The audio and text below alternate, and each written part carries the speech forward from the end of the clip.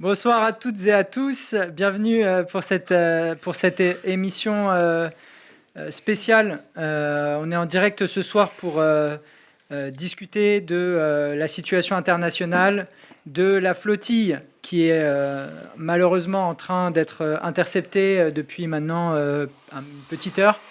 Mais aussi plus largement de la situation des derniers jours autour de la Palestine, le plan colonial de Trump et la grève générale des dockers. On va suivre toute la soirée à la fois les éléments de l'interception, si on peut afficher un petit peu pendant que je présente les invités. On va suivre ça ce soir.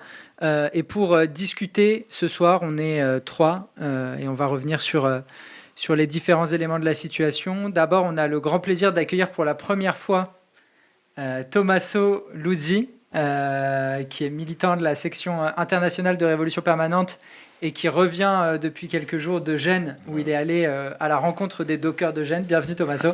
Salut. Salut. En direct sur Zoom avec moi, j'ai aussi le plaisir d'accueillir Julien Anchin, qui est également militant de la section internationale de Révolution Permanente et qui suit depuis un mois la Global Sumud Flotilla pour Révolution Permanente et qui a aussi suivi de près la mobilisation des dockers, les appels à la grève et beaucoup d'autres choses encore. Salut Julien. Salut les camarades. Ah merde. Bienvenue. Devant ces petites étagères là. On t'entend parfaitement. S'installer. On a fait, en plus c'est l'occasion de vous annoncer que c'est la première fois qu'on va passer une petite émission dans le local studio qu'on est en train d'ouvrir à Toulouse. Qu'est-ce qu'il dit ? Génial. Bravo les camarades.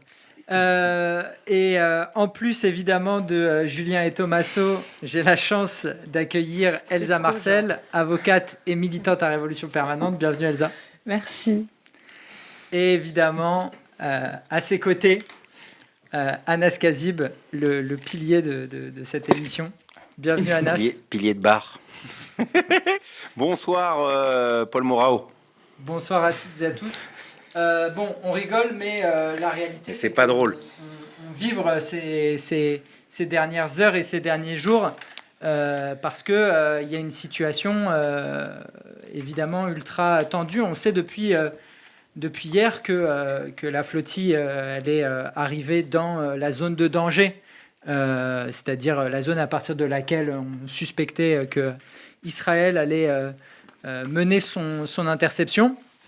Et on suit attentivement la situation, d'autant plus que, vous le savez peut-être, mais on a un camarade brésilien qui est sur un des navires qui a déjà été intercepté, puisque là, du coup, les navires, comme vous le voyez dans le live, je ne sais pas si on peut projeter en même temps l'image du live en même temps que moi qui parle, mais en tout cas, on a un de nos camarades qui est sur le Sirius, un des bateaux de tête, qui fait partie des premiers bateaux qui ont été interceptés avec l'Alma. Et donc évidemment, on pense très très fort à l'ensemble des militants qui sont sur la flottille, qui sont malheureusement pour une partie maintenant entre les mains d'Israël.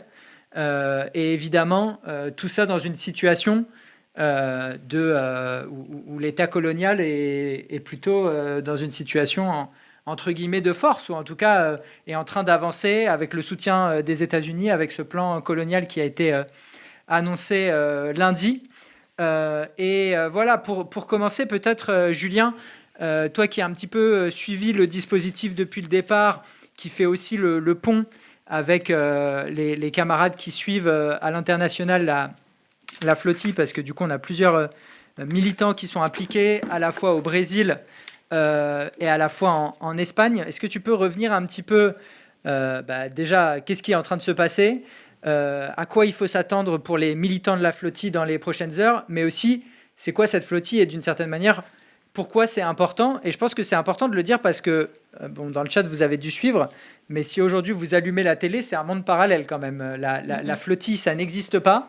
Quand ça existe, c'est pour raconter tout un tas de calomnies, de mensonges sur ce que serait cette flottille, c'est-à-dire un club med, un truc dérisoire ou délirant, etc. Donc Julien, si tu peux revenir un petit peu sur tout ça.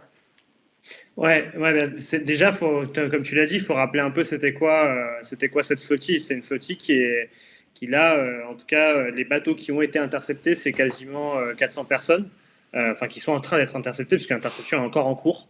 Par ailleurs, il n'y a que 2 bateaux qui ont été interceptés pour l'instant, il y en a d'autres qui sont en cours d'interception, donc c'est environ 400 personnes, et il faut voir que c'est il y a une quarantaine de nationalités dans cette flottille. C'est une énorme mission internationale, c'est peut-être l'une des plus grandes missions humanitaires de l'histoire, en tout cas, qui est envoyée vers Gaza.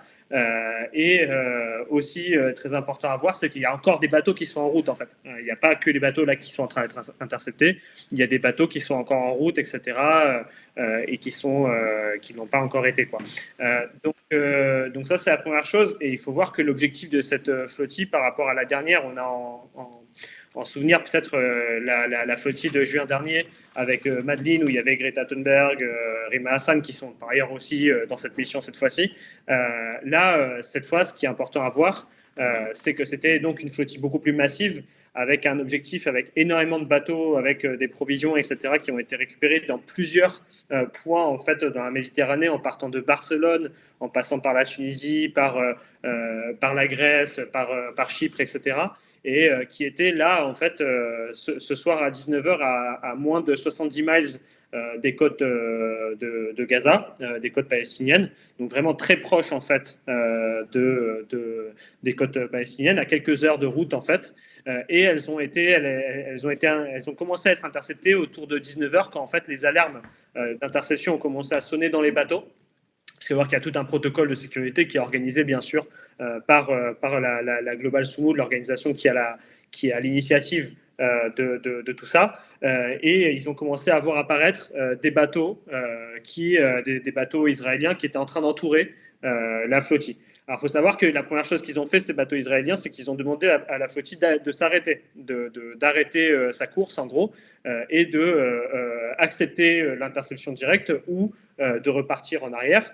Les membres de la flottille ont refusé cette interception en disant, ce qui est vrai par ailleurs, que ce ne sont pas en fait des eaux et un territoire maritime israélien, c'est le territoire international, ce sont des eaux internationales, donc c'est complètement illégal en fait d'être arrêté par un État au milieu de leur course.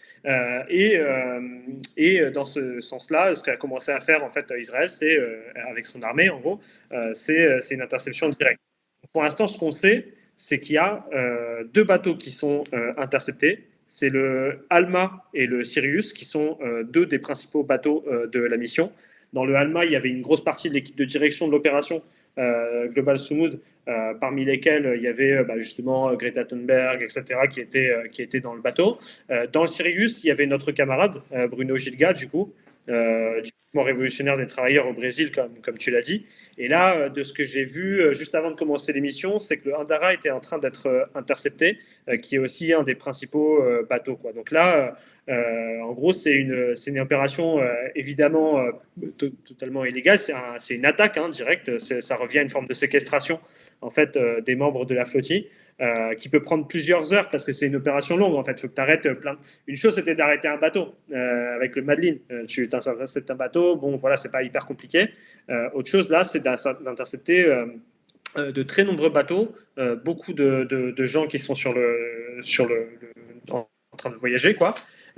Donc voilà, ça c'est un élément à retenir. Et ensuite, il faut savoir qu'en fait, l'opération d'interception n'a pas commencé seulement ce soir. Dès hier soir, en fait, il y avait une menace directe à la flottille qui avait été faite par Israël. Nous, on a suivi avec des camarades à l'international, du coup au Brésil, en Argentine, en Espagne, aux États-Unis, dans tous les pays en fait dans lesquels on a des camarades dans la fraction trotskiste. On a suivi toute la soirée hier avec une édition spéciale sur Révolution permanente aussi. Et en fait, hier soir, jusqu'à 4 heures du matin, en gros, il y avait eu une forme de harcèlement sur la flottille déjà qui avait été mis en place par l'armée israélienne. Il faut voir que les camarades, en gros, ils ont été harcelés toute la soirée par des drones. Ça fait plusieurs jours de toute façon qu'ils étaient accompagnés par des drones, etc. Mais ils ont été harcelés par des drones. Et en gros, ce que dénonçait la Global Summud ce midi, notamment Lizzie du bateau Sirius, du bateau où est Bruno, c'est que, en gros, hier, en gros, ce qui s'est passé, c'est que les bateaux israéliens se sont lancés directement, quasiment à aller vers un crash en fait avec les bateaux de la flottille, en obligeant les capitaines de tous les bateaux à prendre des mesures d'urgence, etc., pour éviter un crash direct. Donc voilà, ça a été extrêmement dangereux. Ça a été une méthode pour mettre la pression et pour créer de la confusion. Ce qu'il faut savoir, c'est qu'Israël, déjà depuis le début du lancement de la flottille, essaie de faire une guerre politique et psychologique contre la flottille, par le bombardement des bateaux quand ils étaient, par des drones quand ils étaient stationnés en Tunisie, voilà, par le fait d'essayer de les associer au Hamas, de dire que c'était des bateaux. Alors ils ont publié des images délirantes hier qui expliquaient en gros que la flottille était directement financée par le Hamas, alors que c'était incroyable comme image, parce que c'était totalement absurde en confondant des gens dans les photos, etc. Mais voilà, c'est vraiment incroyable, quoi. Mais juste pour finir sur ça, pour dire pour les risques, parce que quand même tu disais pour les risques, Paul, et c'est important que les gens le sachent un peu. Ce qu'a annoncé Israël pour l'instant, c'est que en gros ils vont mettre tous les membres de la flottille dans un bateau militaire qui va retourner vers Israël et qui va en gros envoyer tout le monde en prison jusqu'à ce que les membres de la flottille décident ou de signer un document qui accepte leur extradition et qui reconnaît que leur entrée dans les eaux internationales qui entourent Gaza, en gros, serait une entrée criminelle sur le territoire israélien, ce qui, du coup, serait une insulte, en gros, directement à l'autodétermination palestinienne, et quasiment une reconnaissance, en fait, que Israël serait en plein droit d'avoir arrêté les membres de la flottille. Soit ils vont mettre en place, ils ont annoncé ça ces derniers jours, un tribunal spécial, qui n'est pas un tribunal civil. Ça, c'est très important à comprendre. C'est un tribunal qui serait directement sous le contrôle du ministère de l'Intérieur, de Ben-Gvir, donc qui est vraiment la pire extrême droite qui existe aujourd'hui à Israël. Hein. Il fait partie de la coalition de Netanyahou, etc. Mais c'est vraiment l'extrême droite qui est élue par les colons, qui essaie de faire des raids sur la Cisjordanie, etc., etc. Et donc lui, il contrôlerait un tribunal spécial. Et ce tribunal spécial, pour l'instant, les annonces sont pas encore très claires, mais ce qu'ils annoncent notamment, c'est qu'ils vont être jugés potentiellement sous la législation antiterroriste pour pouvoir être emprisonnés dans les prisons palestiniennes, etc., etc. Donc, juste pour conclure, mais je crois que voilà, c'est la première chose qu'il faut dire, c'est qu'évidemment, on se solidarise avec tous les membres de la flottille qui ont été interceptés ce soir. On demande leur libération immédiate. Et tout à l'heure, il n'y a pas que nous qui le disons, donc peut-être que Tommaso pourra raconter un peu.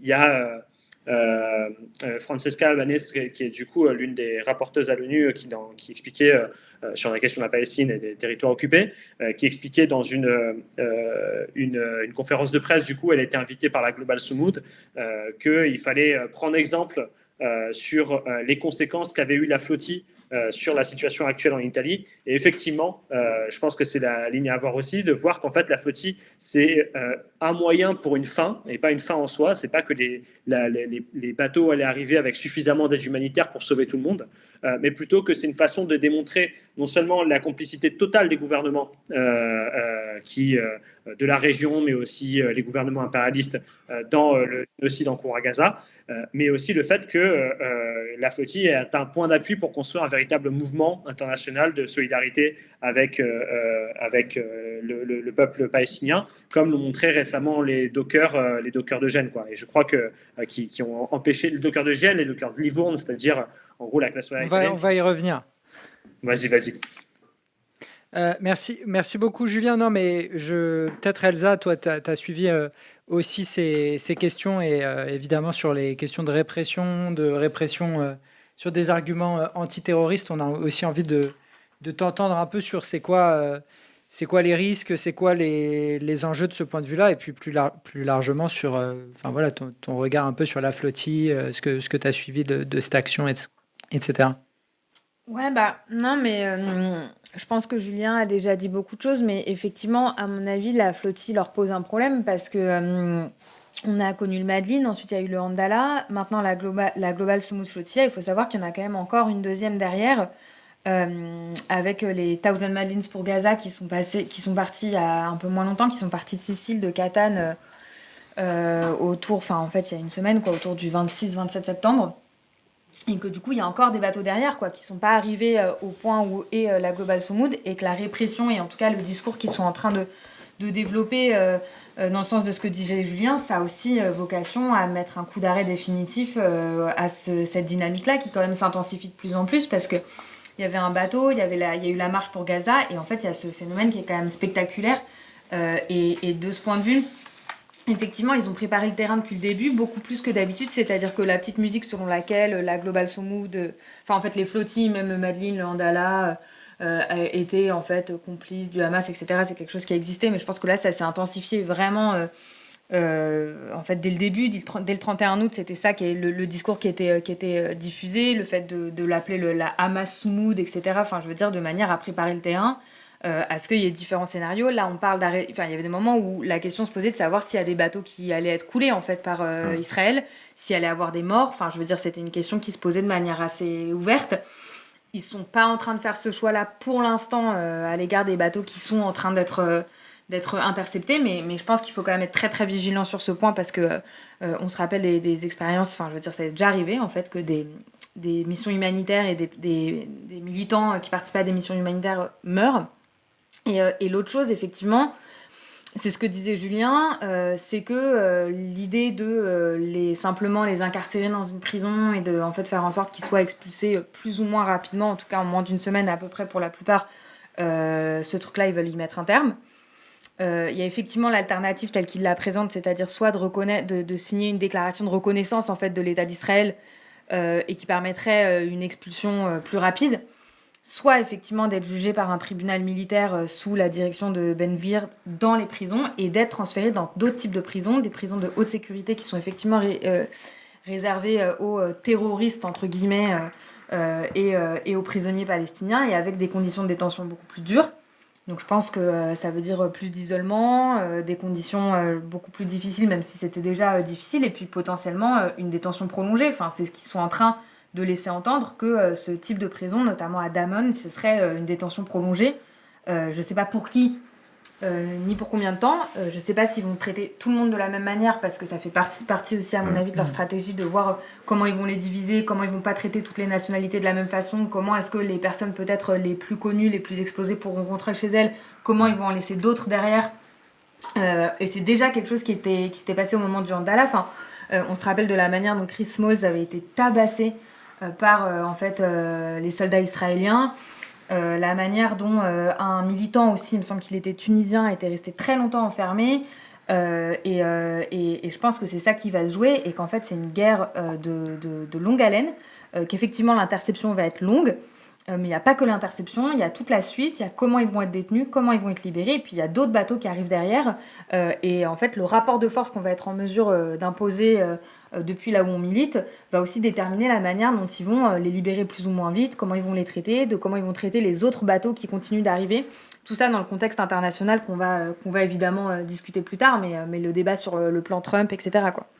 Oui, c'est important de dire ça parce que effectivement la flottille, ça s'arrête pas ce soir d'une certaine manière. Exactement, et que là, c'est une autre phase de la flottille qui commence. Voilà, ils étaient censés arriver à Gaza demain matin. Ils ont été arrêtés par Israël avant.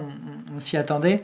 Mais il y a un vrai danger parce qu'effectivement, ça n'a rien à voir une flottille, un bateau du coup qui se déplace avec à son bord que des personnalités. Et là, je veux dire, des centaines de personnes sur les bateaux, parmi lesquels il y a des personnalités, des Occidentaux, mais il y a aussi des militants égyptiens, tunisiens, etc. Puis il y a des bateaux beaucoup plus petits aussi. Voilà, il y a des bateaux plus petits avec les dangers que ça implique du point de vue même de ce qui va se passer là dans les prochaines heures. Et c'est pour ça que la mobilisation, elle va être essentielle pour maintenir une pression sur l'État d'Israël et pour éviter qu'il puisse se passer n'importe quoi contre les militants pour les punir d'avoir osé défier le blocus. Mais justement, en parlant de sécurité, ça me faisait penser à un truc quand même qui est assez un truc quand même très hypocrite qui a eu lieu ces derniers jours, c'est que, je ne sais pas si vous avez suivi, mais l'Italie et l'Espagne ont envoyé des navires pour escorter la flottille pendant un moment, qui ont finalement sont repartis en fait au moment où la flottille rentrait dans la zone qui était considérée comme dangereuse. Et qui était une espèce d'opération, en tout cas sur lesquelles on surfait certains, à la fois l'extrême droite, parce que c'était Meloni, mais aussi des gouvernements qui aiment bien se présenter comme des progressistes, comme Sanchez. Tommaso, est-ce que tu peux nous expliquer comment ça se fait que Meloni, qui est, je veux dire, une soutien d'Israël hyper affirmé, etc., envoie un navire aux côtés de la flottille, quoi. Ouais, deux même. Deux navires à côté de la flottille. Et du coup, oui, c'était une annonce qui avait été faite dans les derniers jours. C'était pendant l'Assemblée générale des Nations Unies à New York. Et pendant ce moment-là, et on y reviendra plus tard dans l'émission, mais il y avait des mobilisations monstres en Italie en soutien à la Palestine. Et justement, ça me faisait penser quand vous disiez avec Julien au début le fait qu'en France, on n'entend pas trop parler et tout. En Italie, c'est pas du tout le cas. En Italie, tout le monde sait ce qui se passe avec la flottille. Et c'est notamment à la suite des mobilisations massives qui ont réuni, voilà, on y reviendra, mais les estimations vont de 500 000 à 1 million de personnes dans la rue. Et que du coup, d'une certaine manière, les médias ont aussi été contraints de parler de pourquoi c'est... Je suis mauvais mot. Vas-y, je sais avec celui-là. Mais oui, du coup, les médias, d'un certain point de vue, ont été contraints à parler de la flottille. Et que du coup, dans ce contexte-là, Meloni a un peu aussi été contrainte de répondre. Et du coup, elle a répondu, comme tu dis, d'une manière complètement hypocrite, où elle a envoyé deux bateaux de l'armée pour escorter la flottille, mais jusqu'à un certain point. Et en fait, l'objectif de cela était surtout d'encourager les militants à bord de la flottille de en fait renoncer à leur mission. Et même le gouvernement italien, et notamment le ministre de la Défense, le disait assez explicitement, en mode, si vous avez changé d'idée, montez sur nos bateaux militaires et on vous ramènera en Italie. Et du coup, là ces bateaux-là sont partis dès que la flottille est entrée dans une zone critique où elle pouvait être interceptée par Israël. Et du coup, tu l'as mentionné aussi, mais l'Espagne aussi a fait le même move pour ne pas pour ne pas laisser ce terrain-là à l'extrême droite italienne, et a fait le même move jusqu'au bout, où en fait eux aussi ils ont retiré leur bateau en disant on reste quand même proche, mais voilà, on voit à quel point a servi leur bateau quand on voit les militants se faire intercepter. Oui, c'est important de le dire parce que nous on a publié un visuel sur Révolution Permanente hier. Sur Pedro Sanchez qui du coup a annoncé que la frégate qu'il avait envoyée allait s'arrêter, et surtout où il demandait à la flottille de s'arrêter et de ne pas continuer sa mission.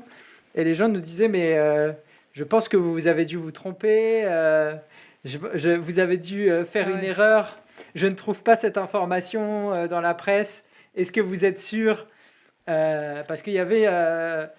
Évidemment, dans le cas de Meloni, personne n'a d'illusion, mais il y avait un peu une illusion sur Pedro Sanchez, en mode, le Premier ministre qui a été le plus pionnier pour dire qu'il fallait reconnaître l'État d'Israël, qui a annoncé qu'il y aurait des mesures de la Palestine, qui a annoncé qu'il y aurait des mesures de rétorsion sur les ventes d'armes ou les achats, les liens commerciaux avec Israël, etc., etc.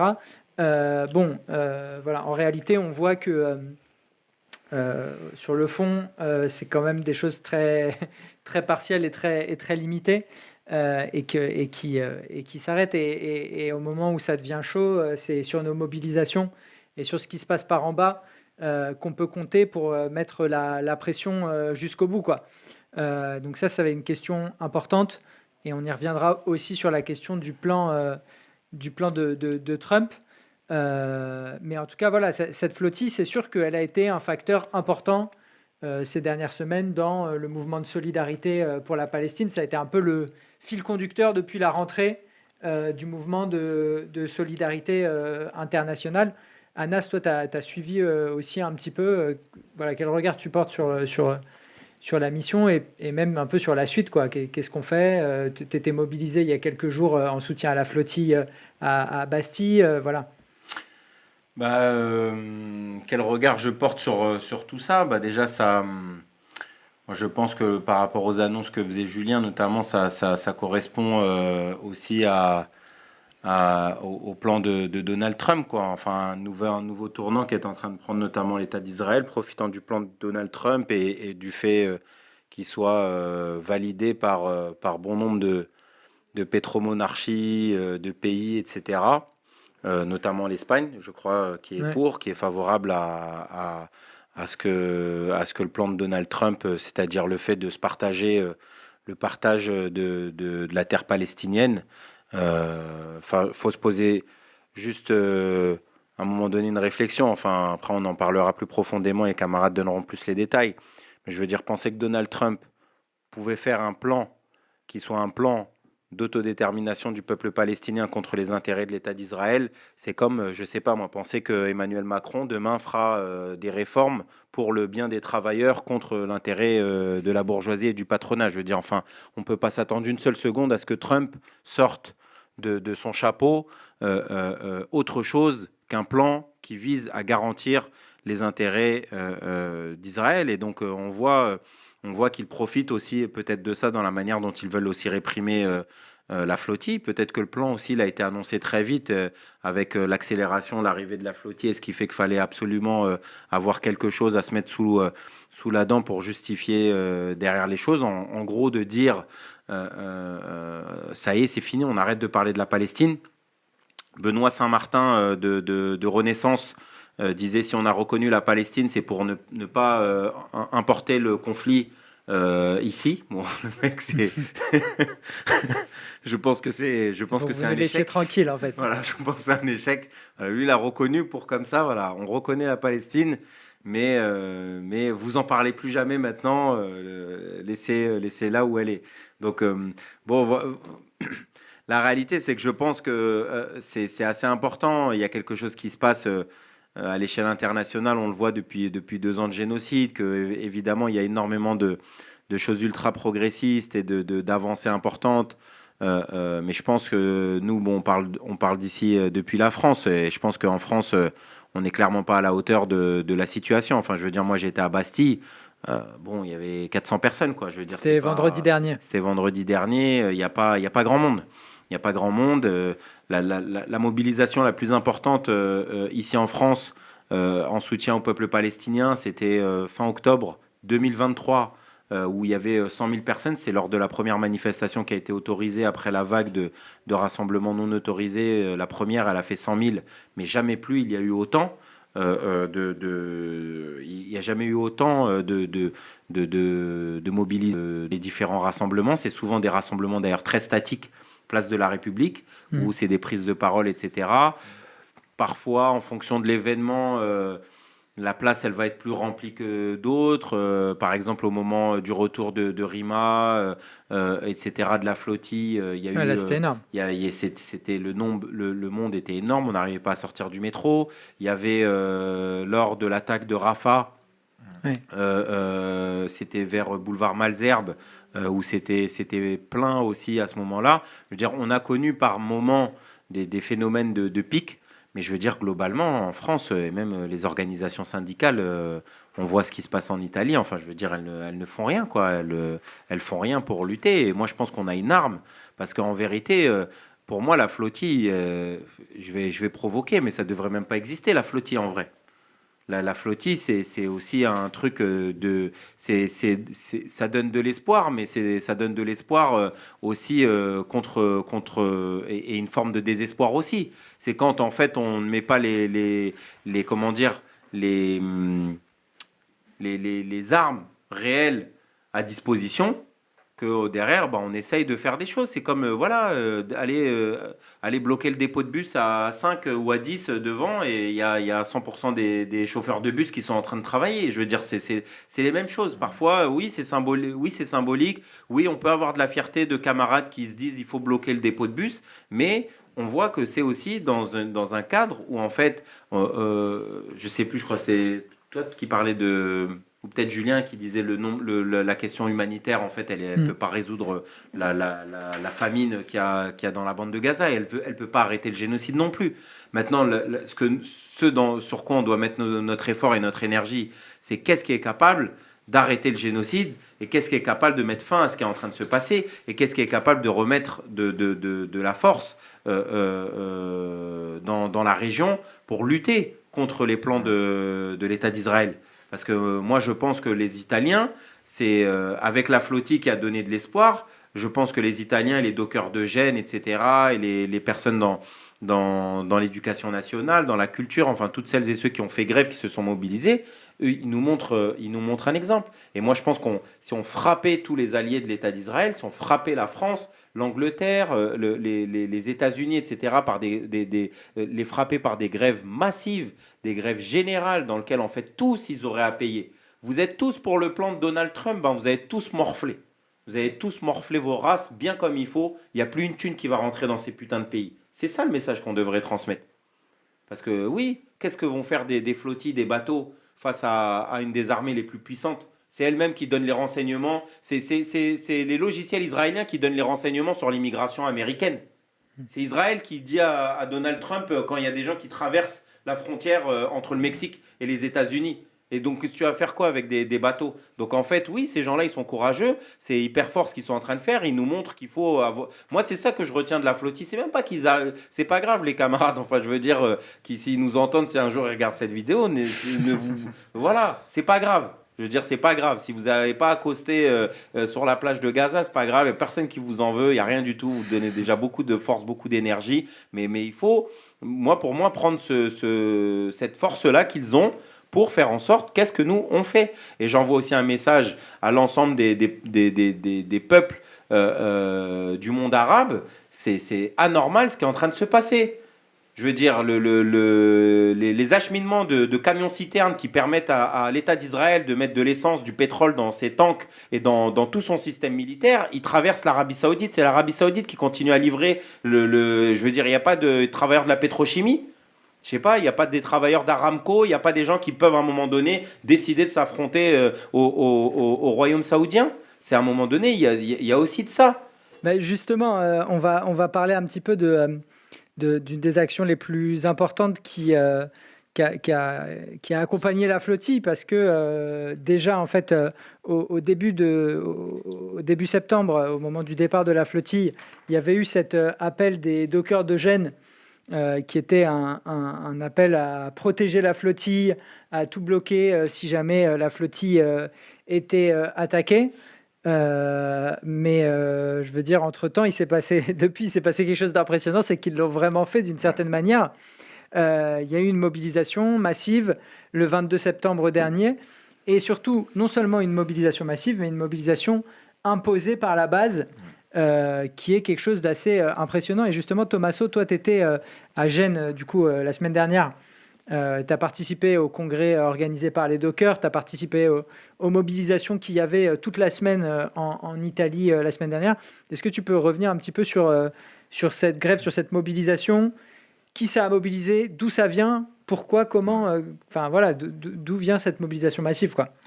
Oui, bah du coup, la mobilisation, elle vient, comme tu dis, avant le 22 septembre, qui du coup était la date de mobilisation, et elle vient d'un appel, ou plutôt d'une menace ou d'une promesse à tout bloquer en cas d'attaque ou d'interception sur la flottille. Et c'est notamment parce que un des dockers du port de Gênes est à bord d'une des flottilles qui se dirige maintenant vers Gaza et qui est en train d'être interceptée, et que du coup ses camarades du port, qui du coup c'était une action réfléchie ensemble, qui soient à bord de cette flottille, ont promis que si une chose se passait sur la flottille, ils bloqueraient tout.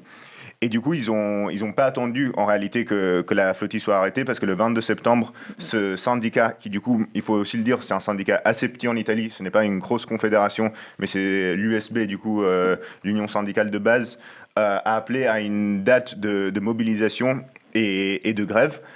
qui a été extrêmement suivi. Il faut savoir qu'en Italie, ça fait des années qu'on ne voit pas des manifs et des grèves de cette ampleur. On n'a pas eu des grands mouvements de lutte de classe comme en France ces dernières années. Du coup, jusqu'à 1 million de personnes ont manifesté dans la rue purement sur la cause palestinienne.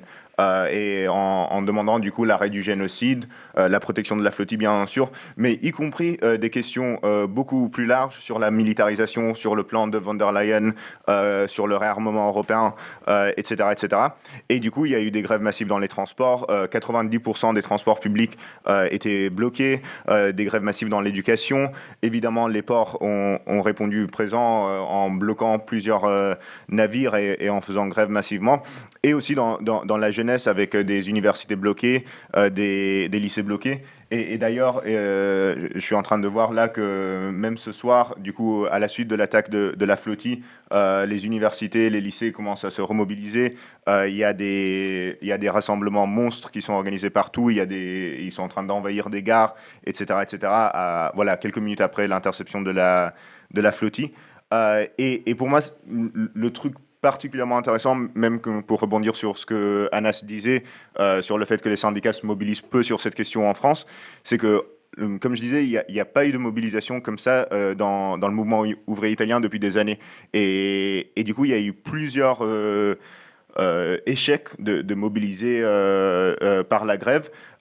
Et en France, on entend beaucoup cette idée que du coup, il faut que se mobiliser sur les questions salariales, sur les questions de retraite et tout, et parce que les gens, en fait, voudraient pas se mobiliser sur la question palestinienne, voudraient pas faire grève sur la question palestinienne. Mais en fait, l'exemple en Italie montre quasiment l'inverse, pas l'inverse, parce que les gens veulent quand même se mobiliser aussi sur les questions salariales, etc.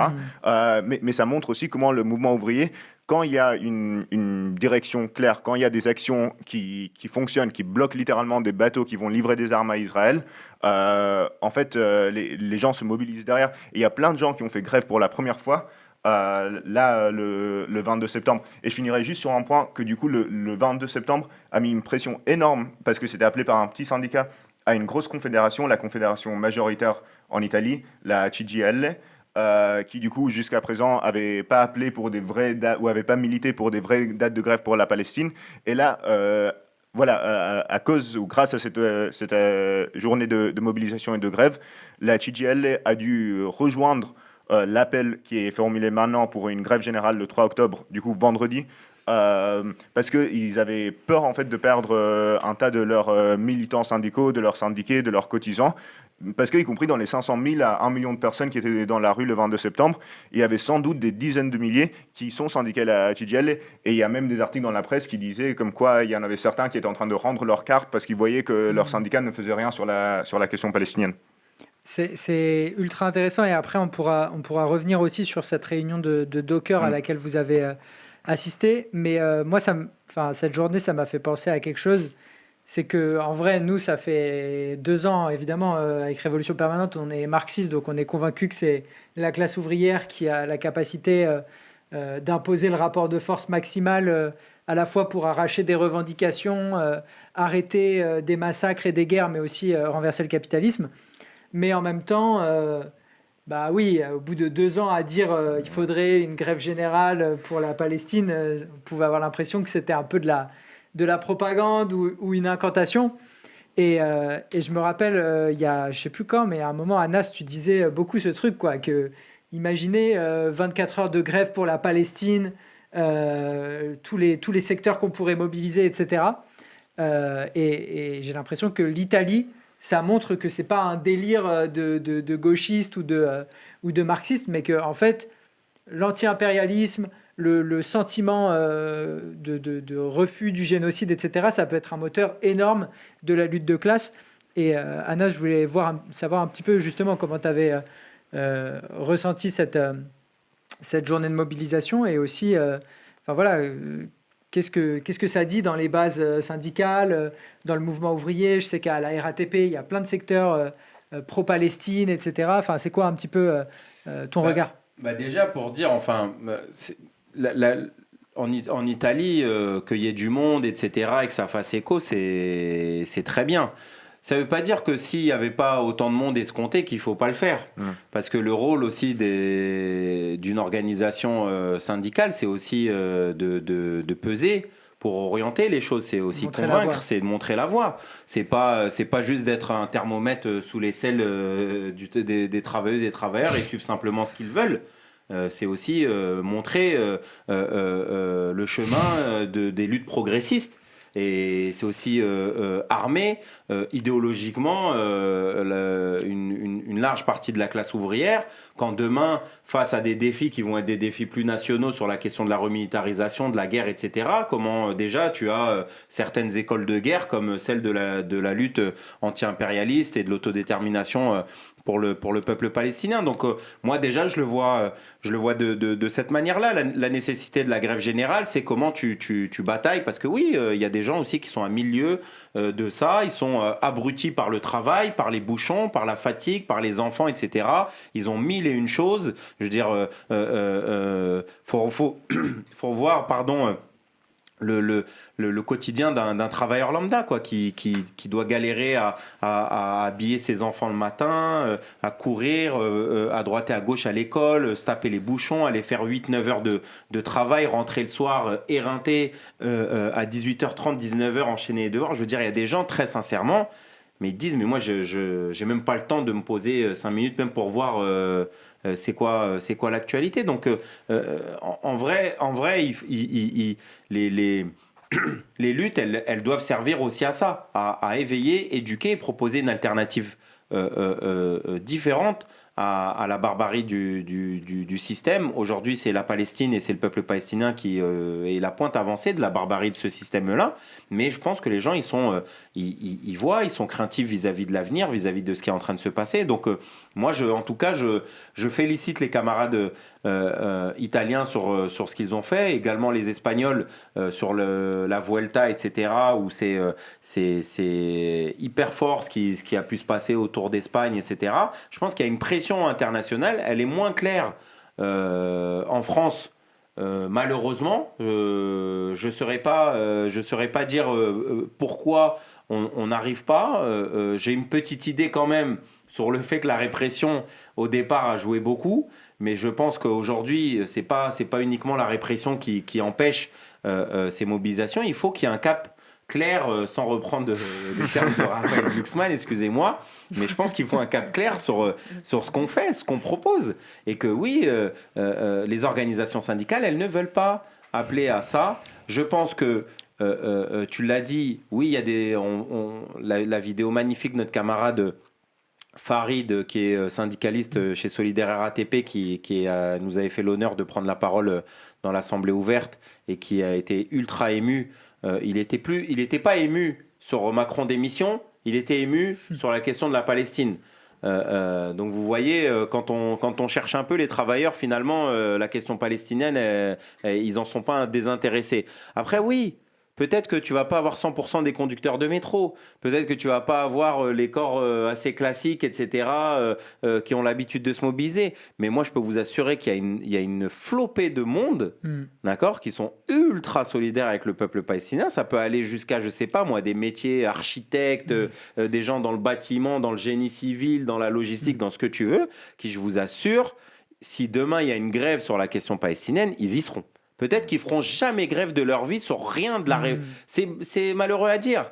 Mais peut-être que ces gens-là, en fait, la première fois que tu vas les convaincre de lutter et de faire quelque chose, eh ben, ça ne sera pas sur quelque chose qui nous semble, à nous, secteurs classiques du mouvement ouvrier, normal, à savoir les salaires, la retraite, les congés payés, etc. Non, il y en a, malheureusement, c'est pas sur ça qu'ils sont prêts à faire des sacrifices. Et je pense que la question palestinienne pourrait mobiliser énormément. Le problème maintenant, c'est que les syndicats, ils ne veulent pas porter des mots d'ordre qui luttent contre le pouvoir politique réellement, et notamment ils ne veulent pas rentrer dans les questions géopolitiques, sous prétexte bien sûr de ne pas diviser. Enfin moi je ne sais pas qui on divise entre, comme je disais il y a très longtemps, entre les bombes et ceux qui les reçoivent dans la gueule. Je ne sais pas en fait comment on arrive à faire l'arbitre de ça. Comment on arrive à considérer qu'il ne faut pas diviser la bombe de 1 tonne et l'enfant massacré. Moi, je pense qu'au contraire, on ne divise pas et il faut convaincre les gens. Et puis, s'il y a des salopards réactionnaires dans la classe ouvrière qui ne veulent pas se mobiliser, il faudra batailler, il faudra les mettre en minorité et faire en sorte que voilà. C'est de la même manière que il y a toujours eu des salopards qui ont existé dans la classe ouvrière et qui existeront au moment de la Révolution, qui sont profondément sexistes, qui sont profondément homophobes et qu'il faut lutter. Moi, je donnerai juste un exemple et je m'arrêterai là-dessus. Durant la grève des cheminots en 2018, on fait un happening en soutien au mouvement Ni Una Menos en Argentine parce qu'il y avait le vote pour l'IVG en Argentine. Qui passait au Parlement et on a voulu faire un happening avec des foulards verts en format triangle qui est le symbole de la mobilisation féministe, etc. et de la lutte pour les droits à l'IVG en Argentine. Le lendemain, après la photo, des collègues cheminots qui ont fait partie de cette photo ont hurlé au scandale, expliquant qu'ils ne voient pas ce qu'ils avaient à foutre dans une photo pour des nanas qui écartent les cuisses et qui se font niquer. C'était comme ça qu'on parlait, c'était comme ça qu'il y avait des collègues qui disaient voilà. Qu'est-ce qui s'est passé ? Levée de bouclier. J'ai jamais vu autant de prises de parole de ma vie, de travailleuses qui parlaient jamais, qui ont pris le micro, et c'était des applaudissements sur des applaudissements, jusqu'à que les personnes, elles ont quitté l'Assemblée générale, elles sont mises en minorité. Et certains ont dit, vous divisez avec ça, enfin, c'est pas le rôle des cheminots, là, on parle du statut. Ouais, c'est une bataille pour le statut. Mais nous, on considère qu'il fallait, de manière internationale, envoyer notre solidarité à celles et ceux qui luttaient en Argentine pour leurs droits.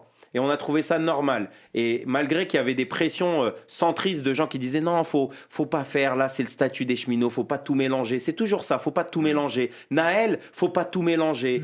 L'islamophobie, faut pas tout mélanger. La Palestine, faut pas tout mélanger. Faut juste laisser les gens lutter très, très tranquillement, très sagement sur leurs petites popoches, sur leurs petits salaires, leur frigo, et c'est tout, et les laisser là-dedans. Et on voit que ça donne pas de résultats, vu que ça fait 30 ans que les gens y perdent et que peut-être faudrait commencer à mettre des sujets beaucoup plus politiques que des sujets profondément et uniquement matériels.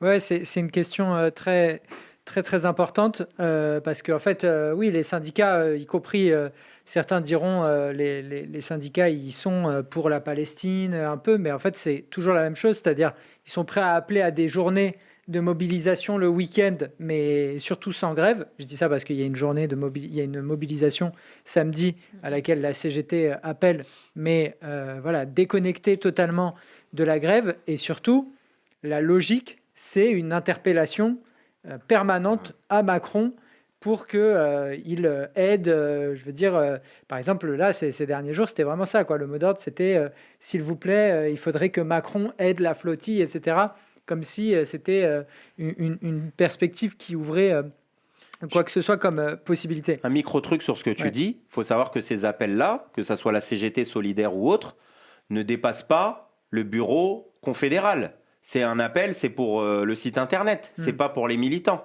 D'accord, c'est même pas mis dans les ordres du jour des fédérations. Je veux dire, vous voyez bien, la CGT, elle fait, on peut pas lui enlever qu'elle fait des communiqués. Mais vous voyez bien qu'il y a même pas un cortège même minimal de je sais pas 50, 100 CGTistes. Ils sont 600 000 à la CGT. Alors oui, peut-être on demande pas que les 600 000 adhérents de la CGT ils viennent pour un rassemblement, mais on voit bien que ce qui est capable de faire la CGT dans des mobilisations classiques, elle ne le fait pas pour. Et c'est pareil pour Solidaire. C'est des sujets qui n'entrent pas. Moi, j'ai tenu la permanence du syndicat de Paris Nord, je vois les tracts de Solidaire, mais à aucun moment ces tracts-là qui appellent à des journées de rassemblement pour la Palestine, ils n'en font rien. Je veux dire, il n'y a pas de volonté de mobiliser réellement. On nous harcèle pas au téléphone pour dire il y a combien de cheminots là, vous avez appelé combien de gens pour la journée de demain, alors que pourtant pour les autres journées, pour les élections, on va te demander ça en est où, ça machin, ça dit quoi la tournée, etc. Ça, il n'y a pas de problème. Par contre, pour la Palestine, voilà le communiqué. Fais ce que tu veux venir, bienvenue, tu veux pas venir, c'est pas très grave, c'est pas la mort. L'essentiel, c'est d'être là les jours où il y a une grève interpro. Ouais, c'est des questions importantes. Dans le chat, il y avait Void Caternion qui dit les syndicats ont toujours été éloignés de ces causes. Il y a un historique de mobilisation syndicale à certains moments anti-impérialiste. Par exemple, à la fin des années 40, au début des années 50, il y a eu des grèves de dockers, par exemple, contre la guerre d'Indochine, pour bloquer l'envoi de matériel. Et quand les dockers de Fos-sur-Mer, quand les dockers de Gênes, etc., ils se mobilisent contre l'envoi de matériel, ils s'inscrivent aussi dans une tradition pendant la guerre du Vietnam, etc., qui a existé historiquement. Mais voilà, je veux dire, on est dans une période où il y a une volonté quand même d'un syndicalisme plus intégré, avec plus de négociations, qui cherche absolument à dépolitiser, je veux dire, l'outil syndical et les leviers de la lutte de classe. Sur les dockers, Tommaso, justement, vous étiez. On voit que c'est un secteur de la classe ouvrière qui est justement qui est assez loin des discours syndicaux qu'on a l'habitude d'entendre. Vous étiez au meeting international, à la rencontre internationale qui a été organisée la semaine dernière. Est-ce que tu peux nous dire quelques mots justement un peu de ce secteur?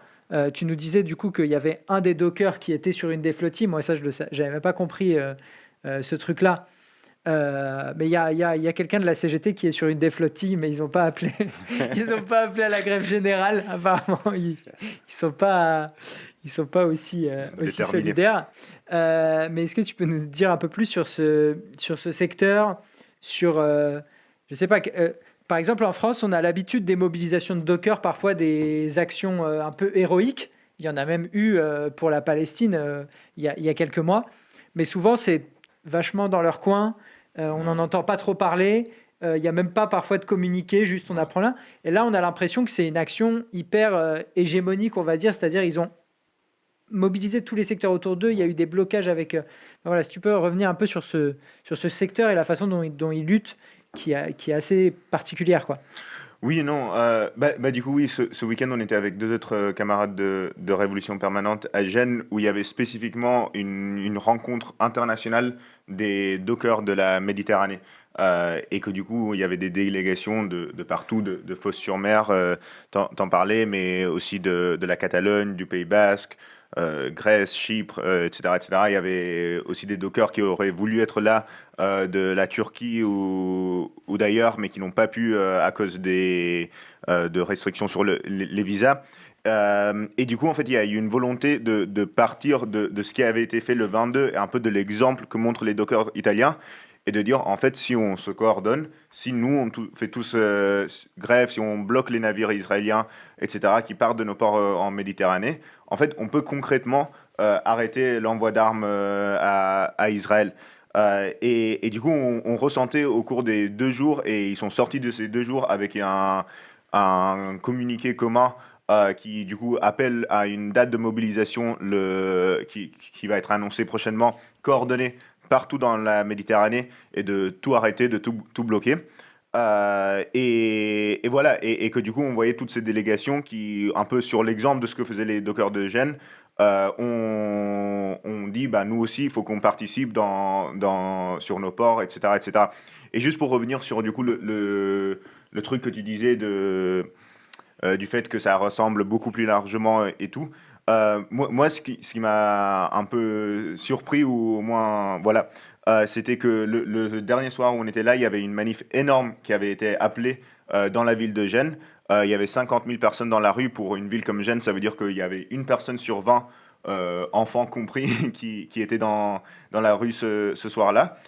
Et à un moment, le syndicat des dockers apprend qu'un navire israélien est en train d'arriver sur le port de Gênes, et ils ne savaient pas ce qu'il y avait à l'intérieur de ce navire, et notamment s'il y avait des armes. Et du coup, avec toute une partie de la manif, du coup, pas que des dockers, mais avec plein de manifestants, ils vont au port de Gênes et ils empêchent ce bateau de se garer au port de Gênes. Je ne sais pas c'est quoi le terme technique pour garer un bateau, mais de se garer. D'accoster. D'amarrer. Ouais. Amarrer. Voilà, d'amarrer au port de Gênes. Et ce bateau n'a pas pu décharger ou charger au port de Gênes. Et que du coup, en fait, en rassemblant largement, on voit à quel point ils arrivent à mobiliser autour de la question palestinienne. Et tu vois que dans toute la ville de Gênes, mais je parlais avec des dockers d'ailleurs en Italie qui racontaient la même chose, tu vois à quel point il y a la fierté des dockers dans chacune de ces villes où tout le monde est fier d'être la maman d'un docker, le mari d'un docker, etc., etc. Et que tu vois comment tout le mouvement en fait se constitue autour des dockers, autour des actions que font les dockers et les appuis, quoi. Elsa, justement, sur ce rôle de la classe ouvrière, que c'est aussi quelque chose qu'on développe beaucoup, sur la question du droit international versus la grève générale, du rôle que peuvent jouer les travailleurs et la façon dont les dockers sont en train d'incarner concrètement cette hypothèse, quoi. Mais même au-delà de la question du droit international, parce que je pense qu'il y a plusieurs choses à évoquer sur la question du droit international, mais plus sur le truc de Gênes et la question de la grève, plusieurs choses. Déjà, moi, je trouve que ce qui est impressionnant, c'est que par ailleurs, c'est pas que à Gênes. Ce qui est significatif, c'est qu'il y a un problème pour les navires israéliens pour accoster à peu près partout. Et quand on voit notamment ce qui se passe aussi à Livourne, où on voit que du coup, il y a des bateaux qui sont en errance parce qu'en fait, ils ne peuvent pas mettre un pied, pareil, c'est pas un pied, je sais pas comment on dit du coup, mais sur terre, ils sont en errance, ils ne peuvent pas accoster en Italie, ou en tout cas, il y a beaucoup de ports qui leur refusent tout simplement l'accès et qui les traquent. Donc, je veux dire, tous les ports voilà, en Italie, c'est ça. ils se coordonnent. Voilà, c'est ça, ils se coordonnent. Il y a eu aussi quand même des images très impressionnantes à Livourne, etc. Donc, je pense que ça montre effectivement, rien que par cet aspect-là, le pouvoir de la classe ouvrière de manière, on va dire, quasiment arithmétique, quoi. En fait, quand on dit si on s'arrête de travailler, tout s'arrête, en fait, ça se montre. Mais je pense que c'est plus que ça, parce que ce on s'arrête, il a aussi un contenu politique profond. Et ça, c'est le deuxième aspect du rôle de la classe ouvrière, c'est de tout ce qui peut charrier, tout ce qu'elle peut charrier autour d'elle et autour de quel contenu politique tu remplis ce rapport de force-là et cette capacité. Et effectivement, là, moi, j'étais très d'accord avec ce que tu disais, avec ce que disait Anas, que c'est la preuve que bien sûr que les travailleurs, mais aussi l'ensemble de la population, peuvent se mobiliser pour des questions en fait profondes qui posent le problème de dans quel type de régime tu vis, dans quelle société tu vis, contre quoi tu te bats, et qu'en plus ça draine très très largement parce qu'il y a les images des dockers. Tu dis tout le monde est fier d'avoir dans sa famille un docker, mais moi j'ai été aussi hyper touchée par les images que vous avez d'ailleurs rapportées de votre couverture, mais quand on voit par exemple quand il y a une manifestation devant une prison pour mineurs, parce qu'en fait, il y a des jeunes qui ont été incarcérés à l'issue d'une mobilisation et qu'en fait, il y a des rassemblements de 400 personnes devant la prison avec des drapeaux palestiniens qui sortent des barreaux, etc. Ou même à la Scala de Milan, où il finit par y avoir un drapeau palestinien sur scène. Et on voit que quand on discute la question du pouvoir de la classe ouvrière, c'est pas pour dire la grève dans son sens froid, quoi. Je veux dire, c'est pour dire dans quelle mesure est-ce que, au contraire, ça stimule l'énergie politique des secteurs de la population qui vont jusqu'à un danseur étoile. C'est un danseur. Oui, je Oui, pense. c'est ça. Un danseur étoile, ou je sais pas s'il est étoile, mais bon, bref, un danseur de la Scala de Milan, c'est comme c'est de la même profondeur en fait que ce qui se peut jouer à des moments d'affrontements politiques extrêmement intenses. Et pour dire un dernier aspect de ce truc-là, je pense que ce qui est très fort aussi dans la séquence, c'est de voir comment, à la fois évidemment, le mouvement des dockers de Gênes, c'est un modèle pour la classe ouvrière du monde entier et pour toutes les populations en fait des pays impérialistes qui veulent s'opposer à la complicité de leur État génocidaire, etc.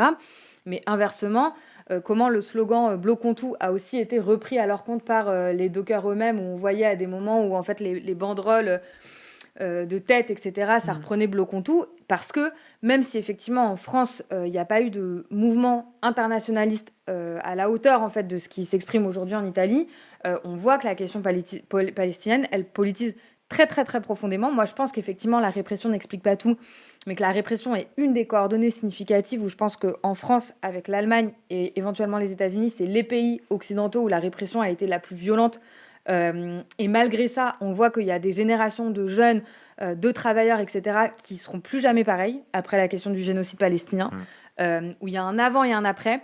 Moi, je le dis parce que je défends beaucoup, par exemple, d'étudiants, pour peut-être boucler avec le début de ta question, Paul, mais d'étudiants de Sciences Po partout en France qui continuent d'être persécutés maintenant. Je veux dire, ils continuent à avoir des conseils de discipline, des enquêtes disciplinaires, etc., pour des posts Instagram, des trucs, etc., encore là, il y a pas longtemps.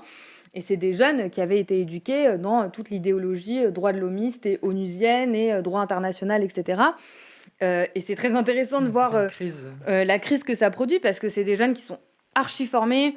C'est des sciences pistes, quoi. Donc on leur apprend, bon, déjà on leur donne plein de trucs, et ensuite on leur apprend l'esprit critique, la politique, le droit international, c'est génial. Et eux, en fait, ils se réapproprient cette accumulation-là, mais au service d'une rupture vraiment radicale avec l'institution, et ils tiennent tête, et y compris, ils tirent des leçons très, très importantes du fait qu'on pourra en discuter quand on discute le problème du plan Trump, du rôle de l'ONU, etc., mais que le pouvoir colonial d'Israël ne s'est pas construit que contre le droit international, mais aussi grâce à lui. Et c'est d'ailleurs ça aussi que dit la Flotti. Enfin, je veux dire, si le droit international fonctionnait, il n'y aurait pas besoin de Flotti pour essayer d'acheminer de l'aide humanitaire jusqu'à Gaza. Donc je pense que c'est tout ça que la période charrie effectivement. Et quand on parle du pouvoir de la classe ouvrière, c'est une alternative de société en fait qui s'exprime. Et c'est pas juste un rapport de force dans sa forme la plus, je veux dire, matérielle, quoi. Oui, c'est pas juste une lutte partielle et immédiate, Oui, ça c'est pose ça. des questions plus profondes. Et juste pour dire en ce sens, actuellement, il y a une mobilisation sur le port de Gênes, mais il y a aussi une manifestation dans la gare centrale de Naples avec blocage des voies. C'est-à-dire que la mobilisation en Italie qu'on a vue la semaine dernière, elle est en train de se poursuivre dans plusieurs villes du pays. Et je pense que cet élan, avec des occupations de places, des actions, etc., je pense que c'est la meilleure nouvelle qu'on peut avoir face à l'interception de la flottille. Il va falloir espérer que la France, on arrive à impulser des mobilisations qui reprennent un peu cette énergie. Et notamment aussi beaucoup de facs qui sont à nouveau bloqués à partir de ce soir. Je fais une courte interruption parce que Anas Kazib doit nous quitter. Donc Oui, on demain, lui dit bonsoir. Demain, à Géto, etc. Grosse journée demain. D'habitude, on stream à la fin de manif. Fin de manif. Là, on Là, était a fait à la la gare veille. du Nord. On a diffé devant la gare là, depuis 17h. Donc voilà, grosse journée très chargée. Mais voilà, non, mais je terminerai par une note d'espoir, moi, avant de partir. Mais dire que là, c'est ultra enthousiasmant. Et je pense qu'on est... Peut-être on attend tous la Gen Z, la Gen ZFR. Moi, je pense que Gen Z Europe. La Gen Z Europe, je pense qu'elle est capable de... Je veux dire, si la jeunesse française, elle démarre dans les facs, les lycées, etc., et qu'elle se met en mouvement à l'image de ce qui est en train de se passer au Maroc, de ce qui s'est passé au Népal, en Indonésie, etc. Je veux dire, bon, les amis, on est révolutionnaires. Et les révolutionnaires, en fait, ils ne pensent pas que la révolution, elle arrive dans les moments d'opulence où les gens ils gagnent 5 000 € par mois et qu'ils n'ont aucun problème dans leur vie. Les révolutions, les moments de choc et de transformation sociale, elles arrivent aussi quand c'est des moments de crise très aigus. Et il ne faut pas l'oublier. Donc, je veux dire, il ne faut pas se démoraliser vis-à-vis de ce qui est en train de se passer. C'est primordial. Si on veut que les choses elles changent définitivement, bah oui, ça arrive dans des moments où les gens ne peuvent plus. D'accord, ne peuvent plus, n'en peuvent plus, et ils veulent changer les choses. Quand tout va bien pour tout le monde, bon, bah, les gens, ils ont pas vraiment, ils voient pas pourquoi il faudrait se mobiliser, pourquoi il faudrait lutter, pourquoi il faudrait ceci ou cela. Donc dans cette, comment dire, dans ce moment où il peut y avoir des crises, des génocides, etc., il y a aussi beaucoup de choses positives qu'on est en train de voir. Et voilà, il y a un réveil, et moi, je l'espère, et je pense que la France, je l'ai toujours dit, c'est un épicentre de la lutte de classe. Je pense que voilà, la patience est révolutionnaire, comme on dit.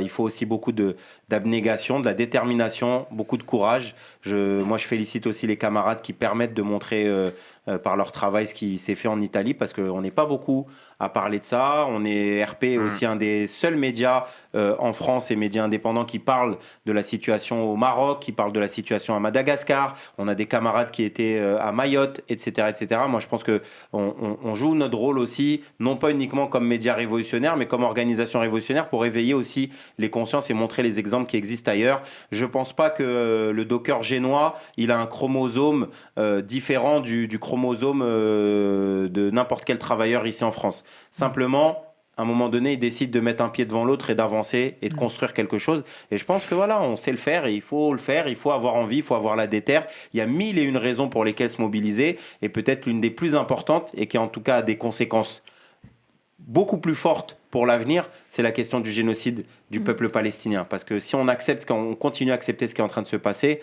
les amis, quand on continuera à avancer dans d'autres pays, il ne faudra pas s'étonner parce qu'on dira, attendez, pendant 2 ans de génocide, on a accepté ci ou ça, pourquoi maintenant il faudrait faire différemment. Donc voilà. Merci à tous. Je vous souhaite une bonne soirée et bonne continuation dans l'émission. Les amis, je continue de recevoir des infos sur ce qui est en train de se passer. Il y a 5000 personnes là qui sont mobilisées à Milan sur la place de la Scala qu'ils ont renommée place de Gaza. Donc il y a une mobilisation qui est très forte en Italie. Je disais pareil dans la gare de Naples. Ils sont en train de monter sur les voies. Des actions comme ça, coup de poing et un énorme élan autour de la flottille qui est extrêmement inspirant. On a vu aussi des mobilisations assez fortes à Bruxelles. Ce soir, j'ai vu des images, des centaines et des centaines de personnes rassemblées dans les rues en soutien à la flottille. Demain, il y a une journée de grève, on en dira quelques mots en conclusion, mais il va falloir que le soutien à la Palestine, il s'exprime aussi massivement en France. Il va aussi falloir aller dans les gares, il va aussi falloir faire des actions, il va aussi falloir faire des grèves pour la Palestine, faire des actions de blocage, bloquer les universités, bloquer les lycées. Ça a commencé à être fait ces dernières semaines. On l'a vu le 10 septembre que sur les blocus lycéens, il y avait des drapeaux de la Palestine. La question du génocide, elle était omniprésente. Mais il faut reprendre et il faut que ça dure parce qu'on sait que la jeunesse, le mouvement ouvrier, ils sont sensibles à la situation, qu'il y a des milliers de jeunes, des milliers de travailleurs qui sont mobilisés depuis 2 ans pour la Palestine. La question, c'est est-ce qu'à un moment donné, toutes ces forces, elles arrivent à se mettre en mouvement en même temps et dans une situation où il y a une crise politique énorme et où il y a un véritable danger qui est en train de s'approfondir pour Gaza, je pense qu'il y a une opportunité qui est énorme et qu'il faut saisir, qu'il faut imposer aussi depuis la base aux organisations. Et c'est un enjeu très important. Et je disais, c'est un enjeu important parce que, d'une certaine manière, il y a eu une nouvelle qui a un peu éclipsé la question de la flottille et qui peut-être participe un peu à générer une certaine désorientation. C'est le plan de Trump qui a été annoncé lundi. Et je pense que c'est extrêmement important de comprendre ce qui est en train de se jouer, d'autant plus que à peu près l'ensemble des gouvernements de la planète sont déterminés à reprendre un récit qui est non seulement mensonger, mais qui est totalement criminel. C'est-à-dire qu'on serait face à un plan de paix qui serait en train de, enfin, après 2 ans de génocide, de proposer une issue à la situation, qui serait favorable pour les Israéliens et les Gazaouis, etc. etc. Depuis lundi, c'est un communiqué après l'autre de toutes les institutions, de tous les gouvernements pour dire bravo Donald Trump, etc. Et c'est absolument désastreux parce que c'est juste une propagande ignoble et un mensonge total. Et Julien, j'aurais aimé justement que tu reviennes un petit peu avec nous sur ce fameux plan en 20 points qui a été annoncé lundi et qui a un énorme choc parce que il pose à la fois la question Trump espère mettre fin à la guerre, mais nous, en tant que révolutionnaires et en tant que soutien du peuple palestinien, il pose aussi peut-être la question d'un énorme coup porté à la lutte pour l'autodétermination de la Palestine si jamais il venait à être validé, quoi. C'est clair. Non, ce qu'il faut voir, c'est que donc, Trump a fait son annonce de plan lundi soir à la Maison-Blanche avec toute la presse internationale, etc., qui était présent à la Maison-Blanche. Et il a annoncé un plan, comme tu l'as dit, de 21 points. Pour résumer, parce qu'on ne va pas faire les 21 points là ce soir, ce qu'il faut comprendre, c'est que c'est une forme de tentative de plan à la solution à 2 États, mais version très très réactionnaire. C'est en aucun cas une solution qui va dans le sens de détermination du peuple palestinien. C'est plutôt une solution qui en gros va consister à mettre sous contrôle, Gaza sous contrôle, non pas d'une organisation palestinienne, même pas de l'autorité palestinienne, comme le plan de Macron et de l'Arabie saoudite, enfin franco-saoudien en fait le proposait, mais de mettre Gaza sous contrôle d'une institution qui sera un conseil de paix. Ça n'a rien d'un conseil pacifiste ou quoi que ce soit. Ce sera un conseil, en gros, sous contrôle des principales puissances impérialistes, qui sait son contrôle de Trump et de Tony Blair, l'ancien Premier ministre britannique. Je reviendrai sur qui est ce détestable personnage après. Mais donc, un conseil de paix qui aurait pour objectif, en gros, de faire de Gaza une forme de protectorat des principales puissances impérialistes et qui offrirait une porte de sortie à Israël de la guerre, parce que ça fait un moment en fait qu'Israël est entré dans cette guerre, ça va faire 2 ans maintenant, une guerre qu'elle ne parvient pas à gagner. C'est une guerre qui est vouée à l'échec. L'objectif stratégique central de cette guerre, c'était, je le rappelle, mais la destruction pleine et entière du Hamas. C'est quelque chose qui était impossible à gagner. Et donc, le plan, en gros, c'est une porte de sortie pour Netanyahou, pour l'État d'Israël, pour cette guerre ingagnable, pour dire, en gros, nous, on va prendre le contrôle de cette zone, mais pas comme l'avait été le contrôle de la zone, en gros, comme ça a été proposé, je ne sais pas si vous vous souvenez, dans le plan Rivera. C'était le plan de faire de Gaza une zone franche où en gros il y allait avoir une zone touristique, etc. etc. Là, la différence avec le plan, c'est qu'en gros il n'y aurait pas une déportation des 2 millions de Gazaouis en fait encore présents dans la bande de Gaza en fait et qui subissent le génocide depuis un moment maintenant. Donc ça c'est un peu la principale différence, mais il y a plein de choses qu'on pourrait citer. Ce qu'il faut retenir centralement, c'est ça. Tony Blair, pour ceux qui le connaissent pas, il était Premier ministre britannique dans les années 2000. Il était à la tête du Labour. Par ailleurs, il était considéré comme un peu le fils de Margaret Thatcher. Et en fait, il fait partie de ceux qui sont les responsables des centaines de milliers de morts irakiens après la guerre en Irak. Il avait amené aussi l'Angleterre dans la guerre en Afghanistan, au Kosovo. C'est un criminel de guerre, concrètement. C'est un criminel de guerre qui a joué un rôle central, on va dire, dans le tournant d'écrasement du Moyen-Orient des années 2000, en fait, avec d'autres, pas que lui, mais George Bush, etc. Et en fait, comment est-ce qu'il s'est retrouvé à la tête de cette histoire? Parce que c'est vrai que ça amène à se poser des questions.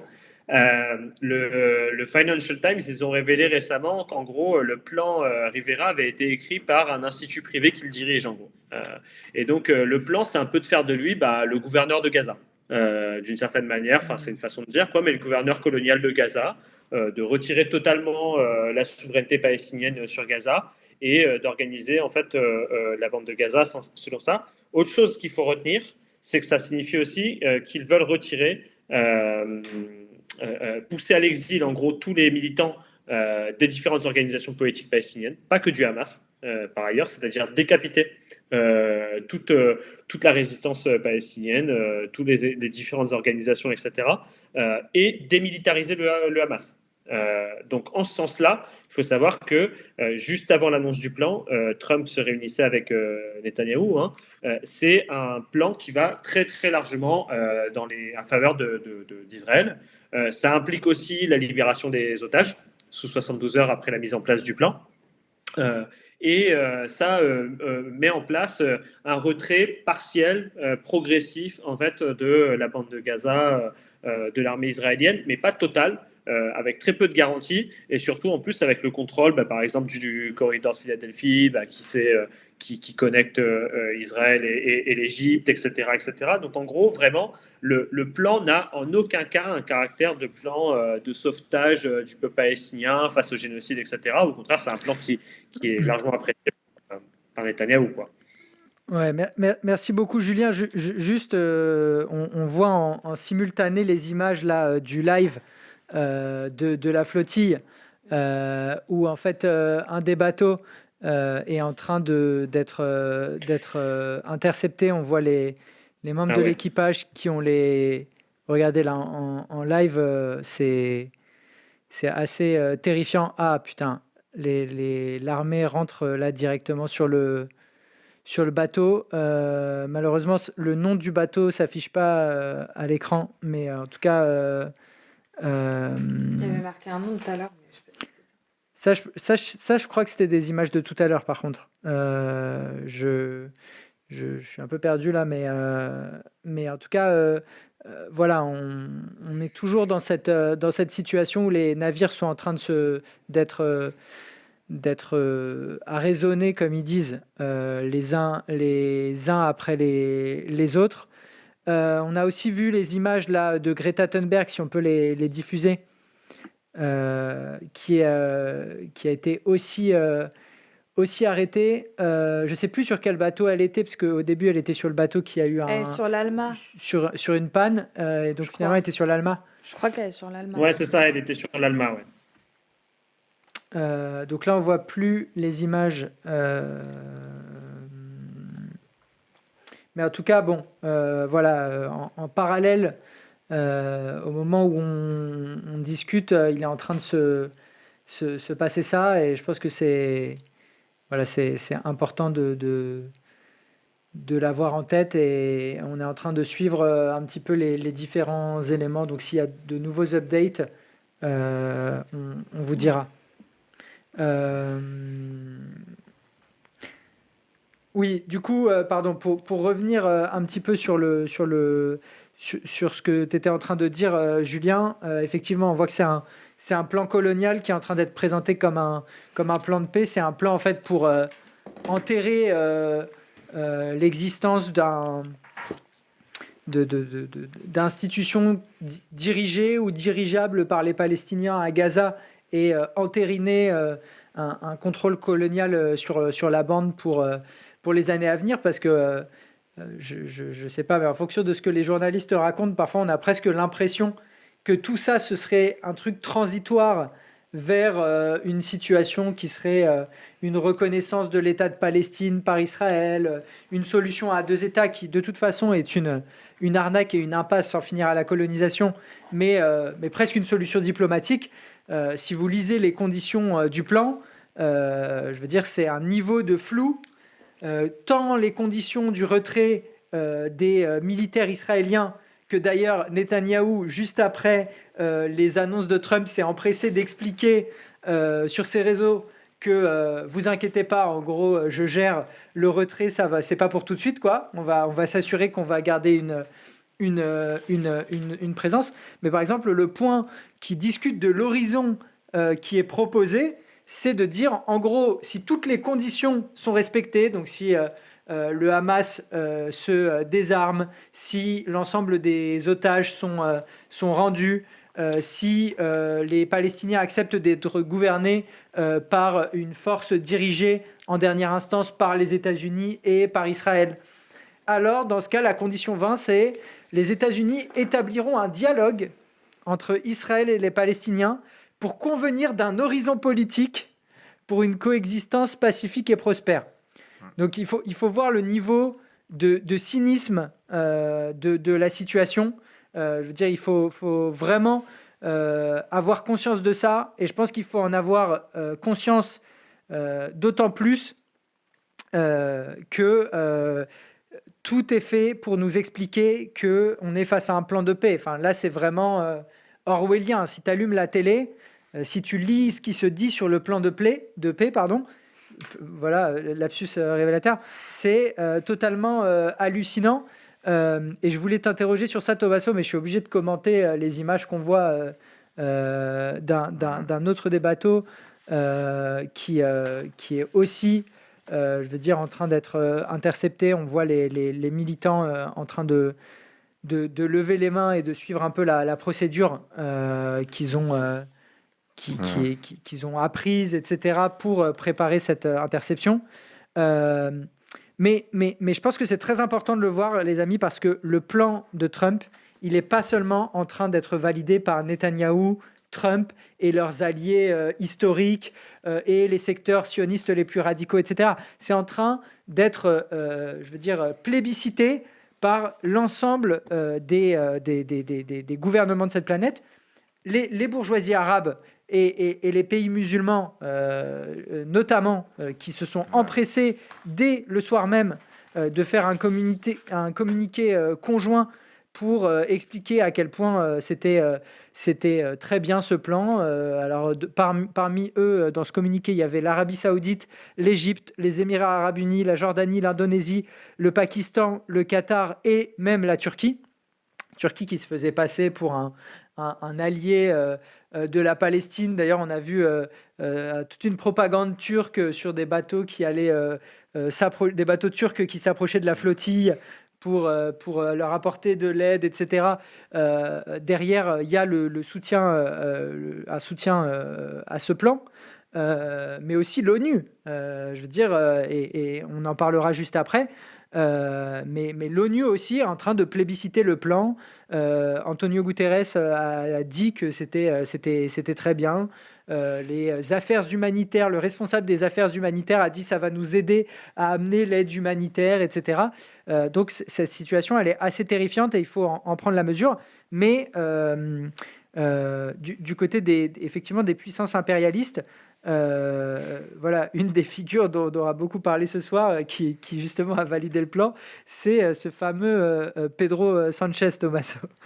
Oui, Pedro Sanchez, du coup, Premier ministre espagnol, et qui, pendant les derniers mois, s'est beaucoup fait passer pour le plus grand défenseur de la cause palestinienne.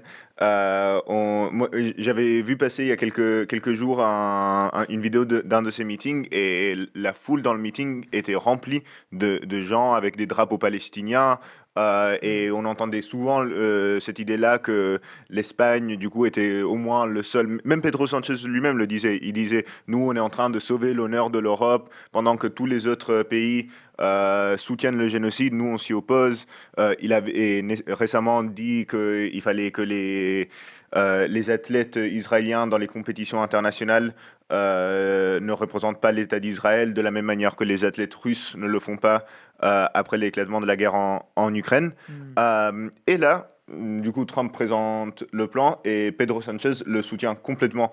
Et du coup, je ne vais pas revenir sur les éléments du plan que tu décrivais et que Julien décrivait. Mais voilà, on voit à quel point c'est du soutien carton, quoi. Que du coup, c'était très... c'était bien pendant un certain moment de soutenir la Palestine. Et là, parce qu'il il faut pas fâcher son allié américain, parce que aussi il faut que ça cesse d'être à l'actualité pour lui. On va le soutenir. Et moi, le truc que j'ai trouvé particulièrement intéressant, il faut savoir qu'en Espagne, du coup, le Premier ministre Pedro Sanchez est à la tête d'une coalition de gauche. Lui, il représente un parti un peu plus de centre-gauche, mais il y a y compris des partis Sumar, de gauche plus radicale, comme Sumar, qui par exemple est dans le même groupe au Parlement européen que la France Insoumise, même si évidemment il y a des différences entre eux. Et du coup, Yolanda Díaz, qui est la dirigeante principale de Sumar et la ministre du Travail de Sanchez, elle, au contraire, elle s'est opposée au plan. Et du coup, il y a un peu ces deux positions. Mais voilà, et s'est opposée au plan. Elle a dit, par ailleurs, elle l'a dénoncé, et elle a dit que ça visait à convertir Gaza dans une tutelle des États-Unis. Du coup, voilà à peu près aussi ce que disait Julien. Mais après, elle reste dans son gouvernement. Elle continue à soutenir Sanchez. Et voilà, on voit dans ça comment la Palestine, pour les partis institutionnels, c'est souvent juste un détail que du coup on fait un communiqué après pour dire non, mais en fait moi je suis pas d'accord avec cette décision, mais bon, je vais continuer à soutenir le gouvernement de Sanchez qui soutient le plan de Trump. Et je finirai juste sur un dernier truc, parce que je pense, voilà, tu le disais, tous les États qui se sont rangés derrière ça, même l'ONU du coup qui soutient le plan de Trump. Et je pense dans ça, on a, voilà, devant nous, au même moment que du coup il y a les mobilisations massives en Italie dont on discutait juste avant, on a un peu la solution ou la fin des deux stratégies qu'on pouvait adopter dans le mouvement palestinien. Soit on continue à interpeller les États de, s'il vous plaît, mettre fin au génocide, de continuer à interpeller l'ONU, etc., etc. Et on voit où ça mène. Ça mène au plan de Trump. Ou sinon, on avait l'option de s'organiser par nous-mêmes, par la grève, par les mobilisations. Et on voit où ça mène. Ça mène au fait qu'il y a des navires qui transportaient des armes vers Israël, qui du coup sont bloqués, qui ne transportent plus des armes, et avec une grande possibilité que cette mobilisation continue à croître. Oui, enfin, moi je pense que là, il faut se rendre compte que l'alignement de toutes ces forces, il est pas anodin et il dit quelque chose. Déjà, je veux dire, de ce qu'il y a derrière les grands appels au droit international, etc. Enfin voilà, là on est face à un accord en bonne et due forme, etc. Bon, qui viole évidemment des résolutions de l'ONU, etc. Mais bon, ça c'est pas la assez base près. d'une certaine manière en ce qui concerne la Palestine et surtout Israël. Mais voyez aussi comment les gens qui étaient hier les apôtres de la reconnaissance de l'État de Palestine embrassent ce plan, c'est-à-dire ce qu'on met derrière cette reconnaissance de l'État de Palestine. Et il y a pu avoir un espoir chez des gens de dire ah, regardez, les gouvernements européens sont en train de reconnaître l'État de Palestine. Mais regardez, pour eux, ça ne veut rien dire. Enfin, pour eux, par exemple, Gaza, sous contrôle de Tony Blair, avec un gouvernorat colonial dirigé en sous-marin par les États-Unis et par Israël, et avec des militaires arabes qui sont là pour maintenir l'ordre et pour désarmer les factions. Pour eux, c'est une forme de reconnaissance de l'État de Palestine. Genre, c'est une paix coloniale qui est acceptable. Donc ça, je pense que c'est quelque chose de très important. Elsa, sur cette question de l'ONU, du droit international, j'ai envie de t'entendre parce que tu fais partie forcément aussi en tant qu'avocate de ceux qui ont pris une position un peu à contre-pied d'une position qui était très très hégémonique dans le mouvement de solidarité avec la Palestine, c'est-à-dire on se mobilise, on bloque nos facs, etc., on lutte, mais en dernière instance, c'est pour faire appliquer le droit international. Et là, je ne sais pas si c'est le cas à échelle de masse et de tous les gens qui sont mobilisés, mais il y a un peu entre, d'un côté, les dockers qui montrent qu'on peut arrêter l'économie pour le génocide, et de l'autre, tous les partisans du droit international, ONU en tête, qui disent « super le plan de Trump », je trouve qu'il y a un peu un truc quand même qui, oui, comme disait Tommaso, qui éclate un peu de façon assez frappante, quoi. Je ne sais pas si les partisans du droit international sont en train de valider le plan, parce que ça dépend ce qu'on appelle les partisans du droit international, et je pense que ça exprime toute la contradiction, puisqu'effectivement, le fait que le secrétaire général de l'ONU le trouve très bien permet enfin, entre guillemets, de discuter à fond ce que c'est que le droit international, les contradictions qu'il comporte et dans quelle mesure on peut compter dessus ou pas pour lutter en fait contre la colonisation et l'oppression des peuples. Parce que les gens qui sont dans le mouvement et qui revendiquent le droit international, ils pensent aux résolutions des années 70 qui expliquent qu'un peuple colonisé, un peuple opprimé a le droit de résister, y compris par la lutte armée. C'est des résolutions qui existent, enfin, je ne vais pas les énumérer ici, mais que même moi je peux utiliser quand je veux expliquer pourquoi le terrorisme n'a pas de définition en droit international, pourquoi est-ce que simplement avoir un débat sur le rôle en fait des organisations de la résistance palestinienne en qualité de peuple opprimé, etc., ne peut pas mériter le qualificatif que leur donne Macron. En gros, tout ça, c'est aussi le droit international. Évidemment, il y a des moments un peu clés. On pense même au fait que, par exemple, la Cour internationale de justice, en 2004, elle explique que non, Israël n'a pas le droit de se défendre dans la mesure où c'est une puissance occupante, etc. Mais le problème, c'est qu'une fois qu'on a dit ça, pas comprendre pourquoi est-ce qu'à des moments, le droit international peut avoir un visage plus progressiste, parce qu'en fait, il y a des pressions, des masses très importantes, il y a aussi des intérêts divergents entre les grandes puissances qui le façonnent, ça peut nous induire en erreur. Et c'est là où c'est important de rappeler, et je le disais tout à l'heure, mais c'est la formule d'ailleurs d'une juriste palestinienne qui s'appelle Noura Erakat, qui explique que Israël ne s'est pas construit que contre le droit international, mais avant tout grâce à lui, puisque tout commence évidemment par Avec le plan de partition de l'ONU en 1947, puis la reconnaissance par l'ONU de l'État d'Israël, malgré le fait qu'il ne respectait déjà pas le plan de partition, et à partir de là, la légitimation a posteriori de sa violence fondatrice et de sa légitimité juridique, diplomatique, etc. Et c'est intéressant de voir comment c'est des va-et-vient permanents, puisque effectivement, la limite de ce point de vue, c'est qu'aujourd'hui, l'ONU contredit, et ça, Rima le disait dans un tweet et elle a raison. Par exemple, en fait, effectivement, on peut penser au mandat d'arrêt émis par la CPI, ou on peut penser à différents arrêts de la CIJ, et notamment l'arrêt le plus progressiste que la CIJ, la Cour internationale de justice, n'a jamais rendu, qui est en juillet 2024, où elle explique qu'en fait, oui, la colonisation est illégale et qu'il doit y avoir un retrait absolu de Gaza, de la Cisjordanie et de Jérusalem Est. En fait, là, l'ONU remet en question cet arrêt-là, dans la mesure où c'est la Palestine la plus atrophiée, si on peut encore appeler ça la Palestine, qui sont en train de proposer de brader de cette manière.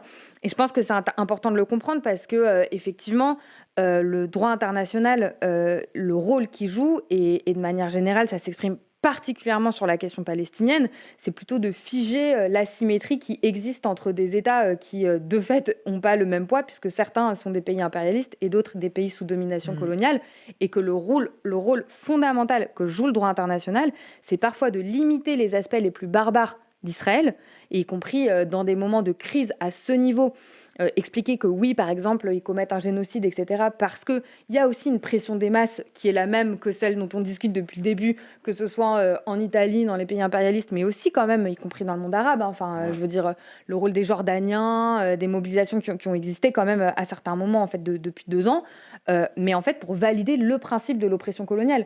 À aucun moment, vous allez trouver une résolution de l'ONU qui dit, bah non, en fait, il faut revenir en arrière, il faut un seul État dans lequel puissent vivre ensemble les Palestiniens, les Juifs, mais avec le principe de l'autodétermination, etc. Ça, vous n'allez jamais le trouver dans le droit international. Et du coup, ça permet de montrer qu'effectivement, le rôle, c'est un rôle de maintenir la baraque, et y compris de légitimer la colonisation dans son principe, même si ça implique à certains moments d'en gommer les aspects les plus barbares. Et je pense que du coup, c'est là où on voit pourquoi est-ce qu'on peut s'appuyer sur certaines conquêtes, si on peut les formuler ainsi, et je pense que c'est même un peu trop, mais en tout cas certaines résolutions, certains moments en fait du droit international qui peuvent être utiles pour contrecarrer aussi la propagande délirante des pays impérialistes aujourd'hui qui racontent tout et n'importe quoi. Par contre, il ne faut jamais perdre de vue que c'est conditionné non seulement à un programme anti-impérialiste conséquent, et donc à l'aspiration à la libération de la Palestine et à la fin de la colonisation, mais aussi à la méthode, l'idée que ça pourrait être imposé que, évidemment, par la lutte des classes, le rapport de force, parce que sinon, le droit international, oui, c'est ce qu'on voit aujourd'hui, c'est l'ONU qui nous explique que c'est très très bien le plan Trump, quoi.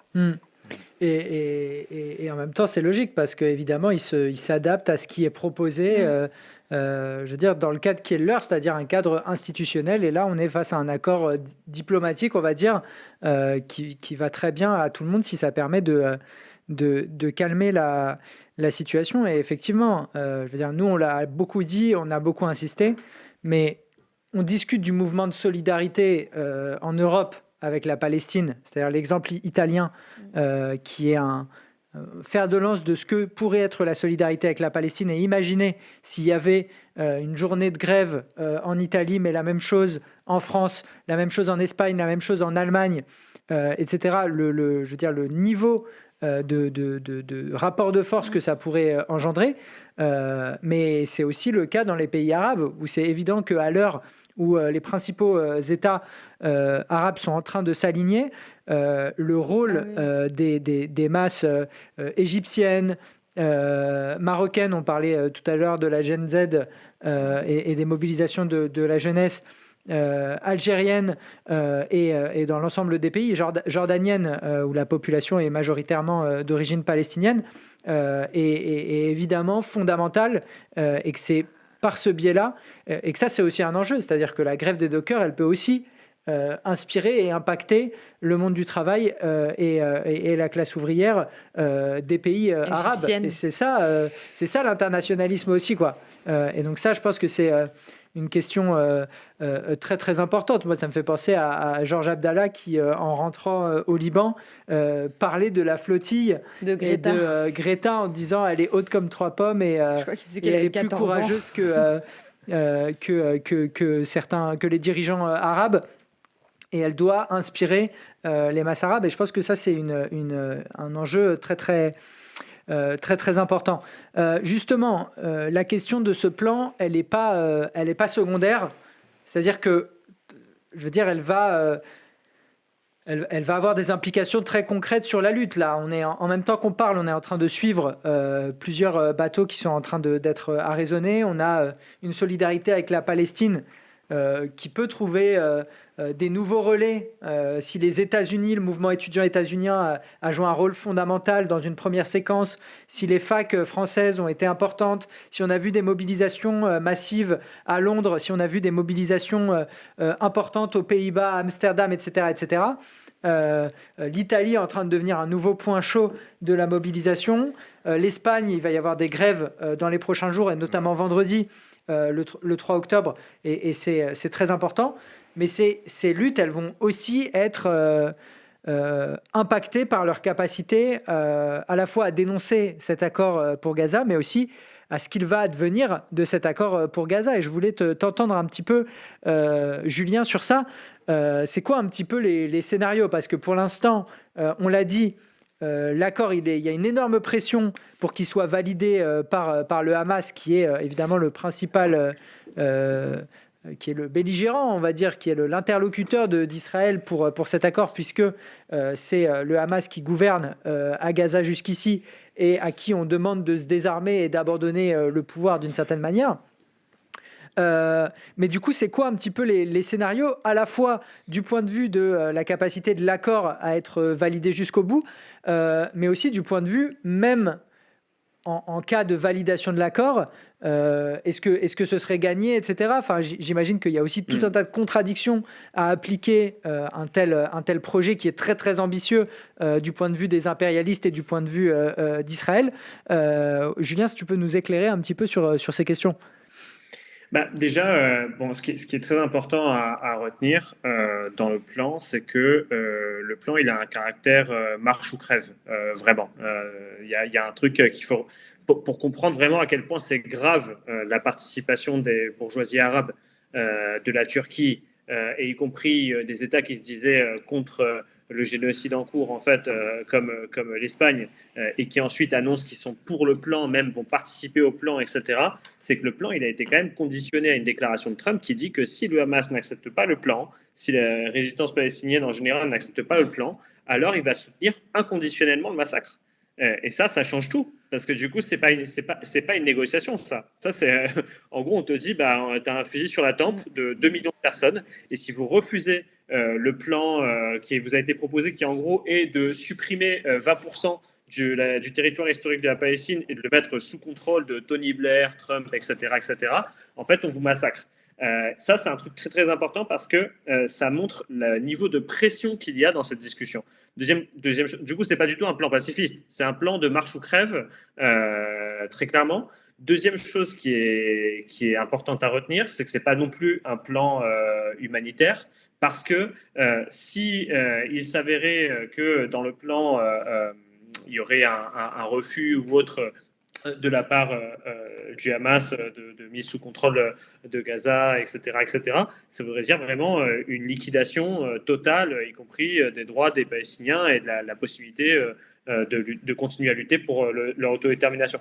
Du coup, là, il faut voir que le fait que des pays comme l'Égypte, le Qatar, l'Arabie Saoudite, j'en oublie sûrement, l'Indonésie, la Turquie, évidemment, qui se disaient en plus contre les génocides, etc., les Émirats arabes unis, le Pakistan soient en train de signer l'accord, c'est une pression très très forte, y compris sur les membres du Hamas qui vivent dans l'exil, parce qu'il faut savoir que le Hamas, il a plusieurs branches, et il a une branche politique qui, elle, vit dans l'exil, vit au Qatar, c'est pour ça que le Qatar avait été bombardé par Israël. D'ailleurs, il y a eu un accord dans les dernières heures avec le Qatar, où Trump s'engage à défendre le Qatar en cas d'attaque, etc. C'est ça. C'est une façon, en fait, il faut voir vraiment que voilà, ces bourgeoisies arabes, ce qu'elles sont en train de dire, c'est on vend totalement, c'est comme une forme de, voilà, quasiment, on vend le mouvement palestinien. C'est un problème pour nous, cette question du mouvement palestinien. Et ils sont en train de rappeler, impérialistes comme bourgeoisie arabe, tous ensemble, que s'il y a un truc qui craignent ensemble, c'est la possibilité qu'il y ait un retour d'un mouvement pour l'autodétermination de la Palestine ou d'un mouvement de solidarité internationale. Et du coup, le Qatar a déjà annoncé que si les membres du Hamas finissaient par refuser en fait l'accord, dans ce cas-là, ils seraient expulsés du pays. Donc la pression, elle est très forte. C'est une collaboration directe, mais tout le monde, je veux dire, même le fameux Sud global, la Chine, etc., la Russie, La ils sont tous en Russie, train. c'est ça. Ouais. Ils sont tous en train d'être en accord. L'Inde, en fait, là, il y a aucune différence. Là, tu vois que toutes les bourgeoisies sont d'accord, quasiment. Et même y compris celles qui pourraient être tentées d'être en désaccord, parce que celui qui perdrait beaucoup dans cette situation, c'est l'Iran. En fait, à quoi on est en train d'assister, c'est la possibilité d'une pression, même militaire, très forte sur l'Iran, parce que l'Iran pourrait récupérer en fait les exilés du Hamas en cas d'accord, parce que l'Iran pourrait s'opposer à l'accord, etc., etc. Même si pour l'instant l'Iran fait plutôt profil bas et veut éviter les provocations à Israël, et on n'a aucune illusion dans le régime iranien, bien évidemment, mais ça pourrait amener à ce qu'il faille, y compris, s'attaquer à l'Iran, qui est une nouvelle excuse en fait pour faire la guerre à l'Iran, comme la guerre des 12 jours qui avait eu lieu en juin dernier. Du coup, c'est très important ça, parce que il faut voir qu'en fait, le caractère, la déclaration des pays arabes qui parlent de paix, qui parlent de plan humanitaire, etc., c'est une fumisterie totale. Et c'est une façon de justifier en fait que finalement Israël, le génocide qui a été mené jusqu'à présent, bon, c'était justifiable. Maintenant, il faut arrêter, il faut passer à autre chose. Mais l'objectif de fond, qui était la liquidation du mouvement palestinien, est là. Après, il y a quand même quelques. Vas-y. Ouais, non, mais justement par rapport à ça, Julien, est-ce que le Hamas peut accepter de signer? C'est ça un peu la question. Alors, pour l'instant, donc on aura normalement une réponse demain. S'il n'y a pas eu de nouvelles informations depuis le début de l'émission, normalement, on est censé avoir une réponse demain. Ce qui sort pour l'instant dans la presse, c'est que le Hamas pourrait accepter avec certaines conditions. Par exemple, il pourrait, mais tout ça c'est hypothétique parce qu'il n'y a pas encore une déclaration officielle, hein, bien sûr, mais il pourrait accepter ça s'il n'y a pas de commission internationale, mais qu'il y a un comité palestinien, en gros. Par exemple, je sais pas moi, la mise en place d'une autorité palestinienne qui serait co-dirigée entre le Fatah, le Hamas, etc., comme l'autorité palestinienne en Cisjordanie, enfin même si beaucoup plus clairement pour le Fatah. Ce qui est une ligne rouge absolue d'Israël, qui même mettre Gaza sous contrôle de l'autorité palestinienne, qui est une bureaucratie pourrie, qui est totalement une annexe, je veux dire, de la domination coloniale, dont la police réprime les Palestiniens, etc. Même ça, c'est une ligne rouge déjà pour Netanyahou. Donc on imagine qu'un truc pire, c'est évidemment délirant, quoi. Le propre Mahmoud Abbas, du coup, par exemple, de l'autorité palestinienne, il a soutenu le plan, quoi. Et même avec ça, même avec le fait qu'ils jouent un rôle de police, etc., ces gens-là, Israël ne peut pas tolérer ça. Et même si, mettons, tu pourrais dire, rationnellement, tu peux accepter, en fait, d'avoir un espèce de personnel politique qui fait le travail à ta place, qui fait tout ça le boulot à ta place, qui contrôle le mouvement palestinien à ta place, etc. Malgré ça, en fait, le poids de l'extrême droite dans la société israélienne est tellement fort aujourd'hui qu'en fait, il y a une grosse partie de l'extrême droite israélienne qui s'oppose totalement à ce qui est cette possibilité-là, quoi. Qui pourrait même. Netanyahou, ils accusent déjà le plan d'être un problème, ces gens-là. Donc, en fait, à ce point-là, ce serait quasiment une capitulation à leurs yeux, même si ça irait clairement dans les intérêts d'Israël. Et après, la troisième chose qu'ils disent, en gros, c'est que pour l'instant, le calendrier n'est pas très clair, qu'il faudrait préciser le calendrier de retrait des troupes israéliennes, etc. Mais moi, je crois que la principale contradiction, alors, évidemment, le Hamas a ses contradictions, etc. Il y a la question de l'Iran. Et après, moi, je crois que il y a aussi autre chose, pardon, j'oublie, c'est le fait que désarmer une organisation qui a une branche militaire, c'est pas si facile que ça. On le voit actuellement au Liban avec le Hezbollah. C'est pas parce que tu décrètes le désarmement du Hezbollah que tu désarmes le Hezbollah. En gros, c'est très compliqué. Dernière chose, c'est qu'il y a une contradiction profonde. Je crois que je sais plus si c'était Elsa qui disait ça sur les jeunes qui se sont mobilisés pour la Palestine. C'est que les gens sont dans toute la région déjà très en colère contre leur régime et la participation et la collaboration qu'ils ont eue avec le génocide, les accords d'Abraham, puis le génocide. Moi, je crois que c'est important de voir ça parce que ça pourrait peut-être faire émerger de nouvelles ailes du mouvement de masse qui pourraient s'opposer ouvertement à cette liquidation totale en fait, du mouvement palestinien. Imaginez-vous, ça voudrait dire quand même que ce seraient des soldats égyptiens qui seraient en train de réprimer de résistance à Gaza. C'est plus l'armée. Al-Sisi pourra plus dire c'est pas de ma faute parce qu'en gros si on passe la frontière on va se faire éclater, etc. On a perdu toutes les guerres contre eux, c'est pas possible. Là, ce serait une collaboration ouverte. Ouais, une collaboration policière militaire quoi, quasiment quoi. Ce serait une armée d'occupation en plus sous Tony Blair, quoi. Il n'y a aucun espoir. Enfin, c'est pas voilà. Donc ça pourrait créer des contradictions très fortes, parce que la question de la Palestine, ce qu'elle a montré, c'est qu'elle a encore une très profonde vitalité, même si ça s'est pas encore exprimé à échelle de masse dans les rues arabes sur le long terme. Ça s'est fait avec des contradictions, etc. Mais ça peut créer des contradictions très fortes pour la Jordanie, qui a une partie importante de sa population qui est palestinienne, pour l'Égypte, qui est une poudrière sous le contrôle d'Al-Sisi.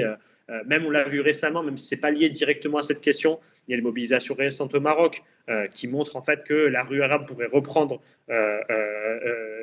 les devants, pourrait reprendre l'initiative.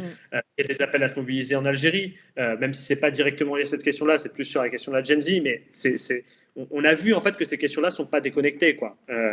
Et il faut voir en fait où ça va et s'il y a la possibilité justement de ça. Et je crois que nous, il faut qu'on appuie dans la mesure du possible toutes les initiatives qui peuvent se prendre, soutenir toutes les initiatives qui peuvent se prendre, parce que c'est pas parce que tous les impérialistes et les bourgeoisies arabes se rangent du côté de ce plan que ça veut dire qu'il y a une liquidation définitive du mouvement pour l'autodétermination de la Palestine. Ça va être une question centrale de continuer à le faire. Oui, c'est important ce que tu dis sur la fin, et je pense que il faut quand même remarquer que si l'ensemble des puissances sont aussi d'accord pour enterrer, ou en tout cas pour tenter d'enterrer la question palestinienne, parce qu'évidemment on ne pense pas que cet accord il va suffire, c'est aussi parce que au-delà de leur envie de trouver une résolution à la guerre, que la situation se stabilise au Moyen-Orient, etc., y compris dans le cadre d'un ordre beaucoup plus favorable à Israël et à l'impérialisme, c'est parce qu'ils détestent qu'il y ait, une cause comme l'autodétermination de la Palestine qui... on est dans le cadre d'un génocide, c'est pas une situation qui est hyper favorable, mais qui de fait est en train d'être reprise partout dans le monde, partout dans les pays, et qui évidemment a un caractère subversif parce qu'elle est profondément anticoloniale, anti-impérialiste, etc. Et que ça forge aussi des générations, des gens qui ont envie de lutter, qui refusent l'oppression. Et ça, il y a un truc pour lequel ils sont tous d'accord, c'est qu'il vaut mieux éviter ce genre d'instabilité. Il vaut mieux éviter des luttes qui donnent des idées à la jeunesse, qui donnent des idées aux travailleurs. Enfin, le truc des dockers, nous, on le voit comme un truc génial pour arrêter le génocide et une mobilisation anti-impérialiste. Les puissances anti-impérialistes, elles doivent le voir comme un truc terrifiant pour la stabilité de leur pays, quoi. Elles doivent se dire, mais si nos dockers à nous, ils commencent à faire ça, avec les intérêts qu'on a nous-mêmes en Israël et la complicité qu'on a objective avec ce qui est en train de se passer, on est dans la merde, quoi. Donc, je pense que c'est quelque chose qu'il faut voir, et c'est quelque chose de très très important. Il va falloir suivre attentivement ce qui va se passer. On essaye de le suivre quotidiennement sur révolutionpermanente.fr. Donc, je vous invite à suivre nos directs, nos articles, notre journal, nos réseaux sociaux pour continuer à suivre. Mais voilà, ça va être un enjeu fondamental. Tommaso Elsa, je ne sais pas si vous voulez rebondir sur ça, et puis on va aller vers la conclusion. Non, mais juste peut-être sur le dernier truc que tu disais. Pour moi, le truc qui était vraiment marquant, voilà, de ces derniers jours à Gênes et de tout ce mouvement-là en Italie, c'est que en vrai, la question palestinienne, c'est aussi la porte d'entrée pour discuter de quelque chose de beaucoup plus large. Et du coup, tu le disais, de l'anti-impérialisme, de l'anticolonialisme et tout ça, mais y compris même plus large que ça. Et quand tu lis les déclarations que font les dockers, quand tu les entends parler, tu vois que eux, ils ne détachent pas la question palestinienne de ce qui se passe avec l'inflation ou du gouvernement d'extrême droite en Italie. Et ça, c'est encore plus articulé dans les facs et dans la jeunesse. Et je pense, dans les 2 ans là de génocide, il y a eu une génération anti-impérialiste, on le dit souvent, qui s'est formée. Mais moi, j'étais surpris du coup de voir, surtout parce qu'on n'avait pas eu de mobilisation, encore une fois, en Italie comme ça, et on a un gouvernement d'extrême droite hyper stable, et que du coup, il y avait même un truc peut-être de démoralisation, de se dire, bon, les partis de la gauche institutionnelle, le Parti démocrate, nous ont trahis, personne ne leur fait plus confiance. Et du coup, bon, on baisse un peu les bras, de voir du coup 50 000 personnes descendre dans la rue et qui chantaient des slogans du type je suis antisioniste et j'en suis fier. Et tout ça, en fait, ne peut pas disparaître comme ça demain. Il y a toute une génération du coup qui s'est formée sur les questions anti-impérialistes, qui du coup a une colonne vertébrale anti-impérialiste profonde et qui du coup même voit l'arnaque qui est ce plan de Trump. Et oui, et ça c'est très très important parce que l'Italie, c'est un exemple de pourquoi il ne faut pas perdre espoir. Enfin, je veux dire, l'Italie a mis littéralement 2 ans à se réveiller. Et là, elle est en train de donner une leçon de comment on lutte contre un génocide à toute la planète grâce à un secteur ultra déterminé des dockers de gènes. Et ça, je pense que ça doit être très porteur d'espoir parce que parfois, on se perd un peu dans la conjoncture, on voit les choses très immédiates, etc. Et on oublie de quoi on est capable et de quoi on a été capable par le passé, parce qu'en France, il y a eu des luttes très importantes quand même ces derniers mois, et notamment de la jeunesse, et de quoi on peut être capable demain. Elsa, est-ce que tu veux rajouter quelques mots? Non, mais j'ai l'impression que vous avez tout dit en vrai. J'étais en train de réfléchir et j'étais là, la complice de vous trois, là, c'est bon. Ok. Écoutez, les amis, on va aller vers la conclusion, mais pour conclure, je voulais dire quand même quelques mots sur la journée de demain, parce que du coup, on est le 2 octobre demain, il y a une journée de mobilisation. Il y a une journée de mobilisation, y compris qui s'annonce plutôt un peu moins suivie que celle du 18 septembre, tout simplement parce qu'il y a eu un choix de l'intersyndicale de casser un peu le rythme de la mobilisation après le 18 avec ce fameux ultimatum, et on risque de le payer un peu. Mais pour autant, il va y avoir des manifestants, il va y avoir des milliers de personnes dans les rues, et ça va être évidemment une journée importante dans laquelle il va falloir se mobiliser. Nous, évidemment, avec Révolution Permanente, on sera mobilisés un petit peu partout en France, et on vous invite à suivre la mobilisation avec nous. Et je voulais du coup dire plusieurs choses. Déjà, pour les Parisiens, il y a plusieurs rendez-vous. Il y a des mobilisations devant les dépôts RATP, notamment à Lagny. Il y a une AG à l'hôpital Tenon, comme les autres jours. Mais il y a aussi une AG Blocontou à Gare du Nord, après le 10, le 18. Et l'AG qui a eu lieu la semaine dernière, c'est une nouvelle mobilisation et une nouvelle AG qui va permettre de discuter aussi des suites du mouvement. Évidemment, je vous invite pour les Parisiens à rejoindre notamment l'AG de Gare du Nord et les différents piquets de mobilisation. À 14h, évidemment, la manifestation Place d'Italie. Et il y a un appel que nous, on a relayé avec Révolution Permanente. Vous le savez, le 18 septembre, on a participé aux côtés d'autres syndicalistes, militants avec qui on a lutté ces dernières années, à lancer un pôle pour la grève générale dans la manifestation du 18 septembre, qui a pris la tête de cortège et qui a été un moment important. Et vous pouvez retrouver le reportage qu'on a réalisé sur ça sur notre chaîne YouTube. Mais demain, il nous semblait important aussi de continuer à défendre cette logique. Et dans ce cadre-là, on a relayé à nouveau un appel large à dire comment on fait un pôle pour la grève générale et pour la Palestine. C'est-à-dire qu'aujourd'hui, la grève la plus massive des derniers jours, même des derniers mois en Europe, c'est la grève qui a été impulsée par les dockers italiens. Et en même temps, il y a ce génocide qui se poursuit et ce plan colonial qui est à l'ordre du jour.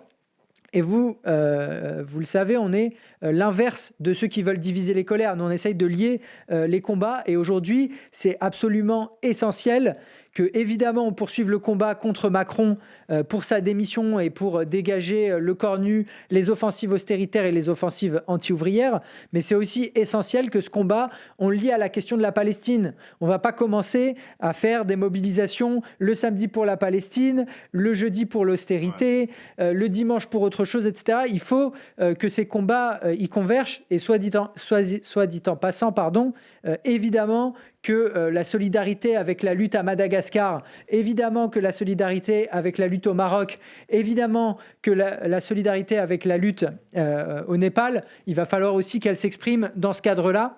Et dans le cadre de cette mobilisation, que la question de l'anti-impérialisme, elle soit au centre aussi de nos cortèges.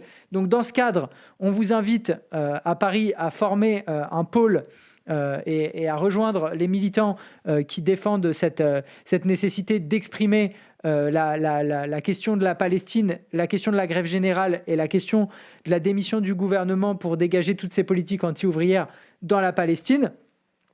Et l'autre aspect qui est valable partout, c'est qu'il va falloir dans cette journée dire très clairement qu'une journée ne va pas suffire. Parce que le truc, c'est que les bureaucraties syndicales ont adressé un ultimatum à Sébastien Lecornu. Maintenant, elles appellent finalement à une date de grève. On pourrait dire super. Mais le problème, c'est que si on est en train de repartir sur une espèce de mobilisation des retraites en moins bien, en moins massif, c'est évident qu'on va dans le mur. Et c'est pas parce que Lecornu est fragile qu'il va pas falloir un rapport de force important pour le faire reculer et pour le dégager. Et donc ça, c'est quelque chose qu'on essaye de construire et de défendre un petit peu partout en France, partout où on intervient, dans les lieux de travail, dans les lieux d'études. Et donc, dans ce cadre-là, je vous invite vraiment à rejoindre nos assemblées ouvertes, les assemblées ouvertes de Révolution Permanente que vous pouvez retrouver sur le site internet de RP. Il y en a tout un tas qui vont avoir lieu dans les prochains jours à Strasbourg, à Metz, à Rennes, à Nantes, etc., etc. Donc rejoindre ces assemblées ouvertes et nous contacter si vous voulez vous organiser à nos côtés justement pour défendre cette orientation, c'est-à-dire aller dans la mobilisation, pas juste pour participer à la journée de l'intersyndicale, mais pour y défendre la nécessité de la grève générale, pour y défendre la nécessité d'articuler les revendications sociales avec les revendications politiques et des revendications anti-impérialistes. La nécessité de s'organiser à la base, de faire des AG interpro, de s'organiser dans nos lieux d'études, dans nos lieux de travail, mais aussi d'avoir des cadres où on peut rassembler les travailleurs, les jeunes, pour discuter ensemble de comment on construit un mouvement de grève, comment on l'étend, etc. Et tout ça, ça va être décisif, quelle que soit l'issue de la journée de demain, quelle que soit la situation des prochains jours. Ce qui peut changer quelque chose dans le rapport de force, c'est si on est organisé, si on est prêt, si on a des cadres pour se coordonner, si on est prêt à lutter et si en même temps, évidemment, on a de la clarté sur la stratégie et sur les revendications qu'on veut arracher. Donc voilà, ça c'est ce qu'on essaye de défendre, c'est des enjeux qui sont importants. Donc voilà, si ça vous intéresse de le faire à nos côtés, contactez Révolution Permanente, participez aux assemblées ouvertes qui vont avoir lieu dans toute la France et on se retrouve demain un petit peu partout sur les piquets de grève, devant les facs et les lycées qui seront bloqués, et évidemment dans les manifestations pour poursuivre la mobilisation qui est fondamentale. Il y a une brèche et il faut la saisir. On va aussi continuer évidemment de suivre ce qui est en train de se passer. Les interceptions, elles sont en train de continuer. Enfin, en réalité, elles viennent à peine de commencer, les amis. Hein. C'est juste quelques navires qui ont été interceptés. Ça va continuer toute la nuit. Israël l'a dit. Donc, il va falloir continuer à suivre. Il va falloir surveiller. Il va falloir être solidaire de nos camarades qui vont être emprisonnés. Et donc, voilà. Dernier mot. Si vous voulez nous envoyer des informations sur la mobilisation dans votre ville, dans votre quartier, dans votre entreprise, n'hésitez pas à participer au travail de correspondant qu'on a lancé depuis maintenant le 10 septembre. On a reçu chaque journée de mobilisation des dizaines de témoignages, des dizaines de récits, de photos, de vidéos. C'est un travail hyper important pour refléter la mobilisation et on vous invite à continuer. Merci à toutes et tous pour l'émission. Merci Elsa et merci Tommaso. Julien, merci énormément pour toutes tes lumières sur la situation internationale. On continuera à te lire et à te suivre sur révolutionpermanente.fr. et merci à toutes et tous et à la prochaine.